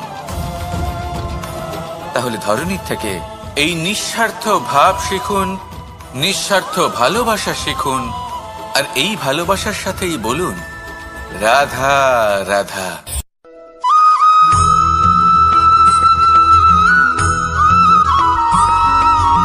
মানুষ জন্মগ্রহণ করে, তার সাথে ভয়েরও জন্ম হয়। ছোটবেলা থেকেই আমাদের মনে কোনো না কোনো প্রকারের ভয় থেকেই যায়। কেউ এই বিষয়ে ভয় পায় যে তার কোনো বস্তু তার থেকে দূরে চলে যাবে, কেউ এই বিষয়ে ভয় পায় যে আমি নিজেকে হারিয়ে ফেলব, কেউ এই ভেবে ভয় পায় যে আমার প্রিয়জনেরা তারা যেন আমার থেকে দূরে না চলে যায়। কেউ এই ভেবে ভয় পায় যে আমরা যেন পথ না হারিয়ে ফেলি, আদি ইত্যাদি। কিন্তু সত্যি কথা বলতে ভেবে দেখুন, এই ভয় বাস্তবে কি? শুধুই একটা মনস্থিতি, আর কিছুই নয়। যা কিছু আপনি জীবনে পেয়েছেন তা একদিন আপনাকে হারাতে হবে। এই জীবন হলো আপনারই, কিন্তু তাও একদিন সমাপ্ত হবে। তাই ভয় পেয়ে কি লাভ? এই ভয় শুধু আপনাকে জীবন যাপন করা থেকে বাধা দিচ্ছে, আর কিচ্ছু নয়। পথ হারিয়ে ফেললেই বুঝতে পারবেন যে নতুন পথ কিভাবে বানাতে হয়। কিছু মানুষকে জীবন থেকে হারালে তবেই আপনি বুঝবেন যে আপনার আপনজনকে। এই ভয়ের কারণে ভীত হয়ে থাকবেন না। এই তারা নক্ষত্র অন্ধকারের অভাবে গুরুত্ব হারায়। শিবকেও মহাদেব হওয়ার জন্য বিষপান করতে হয়েছিল।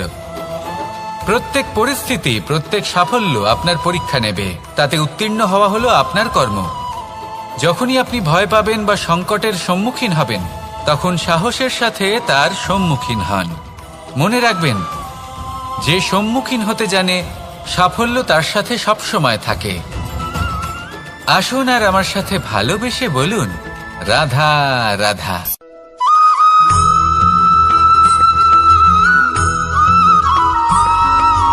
জীবনে অগ্রসর হওয়ার জন্য আমাদের কাকে প্রয়োজন হয়?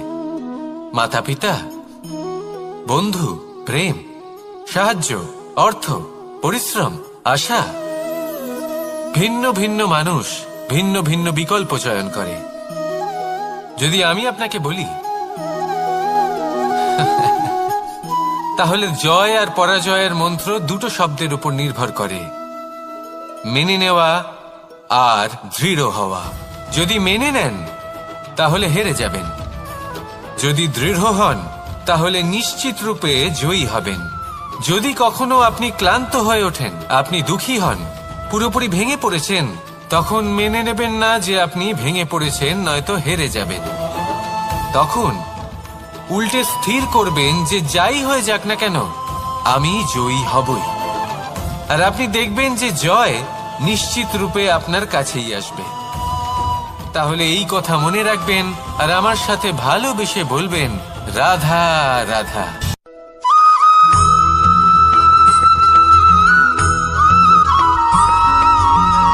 এই সংসারে কোনো বস্তু হোক বা ব্যক্তি হোক, তার একার গুরুত্ব কিন্তু খুব বেশি নয়। একটা উদাহরণ হিসেবে বৃষ্টির ফোঁটাকে ভেবে দেখুন। যদি একটি বৃষ্টির ফোঁটা হয় তাহলে তার খুব বেশি গুরুত্ব থাকে না, কিন্তু যখন সহস্র বৃষ্টির ফোঁটা মেঘের মধ্যে দিয়ে ঝরে পড়ে, তখন সেটা বর্ষার রূপ ধারণ করে। সেই বর্ষা যা এই প্রকৃতিকে শান্ত করে।